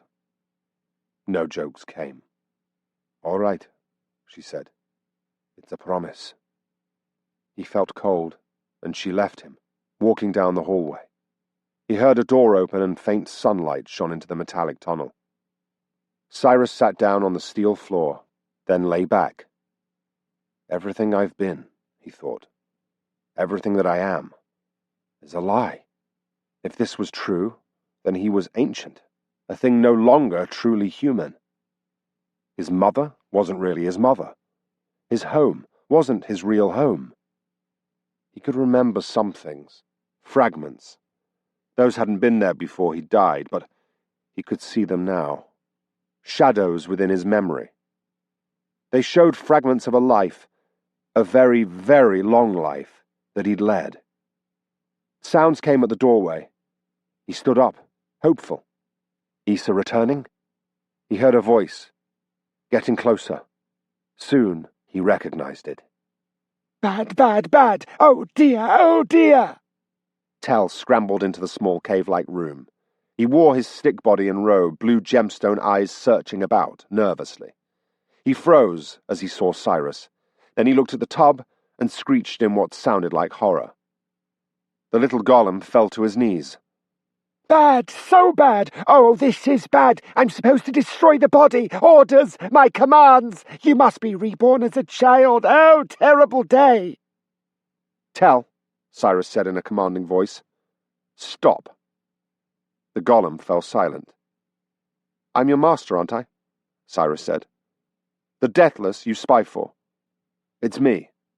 Before my memories went away, I ordered you to watch over me, didn't I? Oh, very bad, the golem said, quivering. Master, I tried. I followed her here, but she locked the door. I hid outside for weeks. I could not get small enough to slip in. She locked the door each time she went out. She watched for me. I tried. I promise, I tried. Tell me about my births as a child, Siris said, feeling numb, detached from himself. I did as commanded, Master. Each rebirth I brought you as a baby to young women, finding you a home so you could grow up from childhood. I altered the woman's memory to think you her son, and to think herself married to the former sacrifice, just as you ordered. I made her move to a new town, where she would not be known. But this is wrong, so wrong. You will have memories. The golem hushed. Terrible memories, Master. Terrible, terrible. I know, Siris said softly. He looked over the sword Issa had found him. It was of good make. He'd need armor. Perhaps, as Issa suggested, he could recover some from the fallen Aegis he had killed in the gardens below. If the God King had left the bodies, the armor would be gruesome to recover, but not as gruesome as going into combat without it. If he did that, he'd likely end up dead. He'll take me, he thought. That doesn't really matter anymore, does it? The realization was surreal. Was this how the Deathless felt? If he couldn't die, so many things no longer had a cost. The dark thoughts within seemed pleased. Tell, he said. The golem whimpered. You will speak to me, Siris said. Who was I before? I'm commanded not to speak of that, Tell said. Commanded. But I am the one who commanded you. I now rescind that command. Not possible, not possible, Tell said. You said I cannot. I will not. Siris sighed. Fine. I can work on that one later. Who was the one who claimed to be my ancestor? The one I killed in the chamber beneath the God King's palace? Did slaying him truly awaken the Infinity Blade? It did, Master. But he wasn't really my ancestor, Siris said, frowning. He couldn't have been. If this is all true, I have no ancestors. At least, not any that would still be alive. Speak, Siris commanded, finding that a voice of authority came to him easily, but unexpectedly. He was your son, Master, Tell said, cringing. Sometimes you did not fight the God King. Sometimes, some generations, I could not change enough memories to make you the sacrifice. Other times you refused to come. That man, he was a child of yours during a generation when you married, grew old and had children. That one was chosen as the sacrifice in your stead. He joined the God King instead of fighting him. Siris blinked in surprise. Hell take me. I was married. Had children. How many times? He didn't remember any of it, not specifics, but he suddenly felt empty. Dying and being reborn in one of these vats, rather than as a child, he said. It returns my memories. brings the terrible memories, Tell said. Oh, it shouldn't have happened like this. They must be wiped away, Master. If we wipe away your memories each time, have you born as a child, it will keep them away. But now... It will grow worse, he said grimly. Much worse, Tell said softly. Each rebirth will make it worse. You will become him again, Master. Him! So there was a cost. A terrible one. If the dark thoughts the shadow upon his mind were who he had been, and if dying would return him to that, well, that seemed worse than dying and not reawakening. I'll be certain to not die again, then, he said. He hesitated. But if I do tell, you're to bring me here, to be reborn with my memories. Master, Tell whispered. Better to become a child again. Much, much better. It was tempting. He could banish all of this. Would that not be freedom? But if that was the case, why the sacrifice, Tell? He asked. There wasn't one at first, Master, Tell said. You've always hated Raedriar, and I think you responded to his search for someone to use in activating the Infinity Blade. You went to fight him in one of your generations, and he took note of you, thought you were a child of one of the other Deathless. He created the sacrifice, the entire tradition, and you often wanted to go fight him, and when I didn't make you the sacrifice, you'd declare yourself to be the one who had to fight him. It seemed best to just start making you and others around you think you were the son of the former sacrifice. People had started to remark on the similarity in your features, you see. So most of the champions who had fought the God King, they had been Siris. Each time, him again, in a different life. He could just vaguely remember. Coming to the God King's palace, falling while fighting him. Time and time again. He shivered at those fragments of memories. The God King didn't know, Siris thought. He had located what he thought was the bloodline of a Deathless. He must have discovered the truth only recently. So many lives. So many failures. But I could run, Siris thought, standing in that quiet, still cavern. His womb. I could be free. I have enough of my old memory to be aware, but not so much that I'm corrupted. It was perfect. A chance to live a life free from obligations. And if he did that, he left the God King with incredible power. A weapon, finally active, that could kill other Deathless. Siris left his people, his mother, in bondage. He stood for a long time, eyes closed, breathing in and out, hand on the hilt of his sword. Finish what you began. He was in a perfect position to run, but he was also in a perfect position to fight. A man who had the powers of the Deathless, but the mind, passions, and honor of a common man. For the time being, at least. Honor. Did he really have honor? All through his childhood, his life had been set out for him. He now realized that these last few weeks had been the first chances he'd had to choose for himself. What would he do with that choice?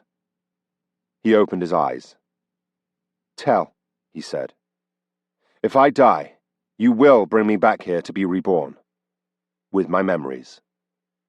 He shoved the dark thoughts away. Will you do it, Tell? The golem whimpered. Tell, I command it of you.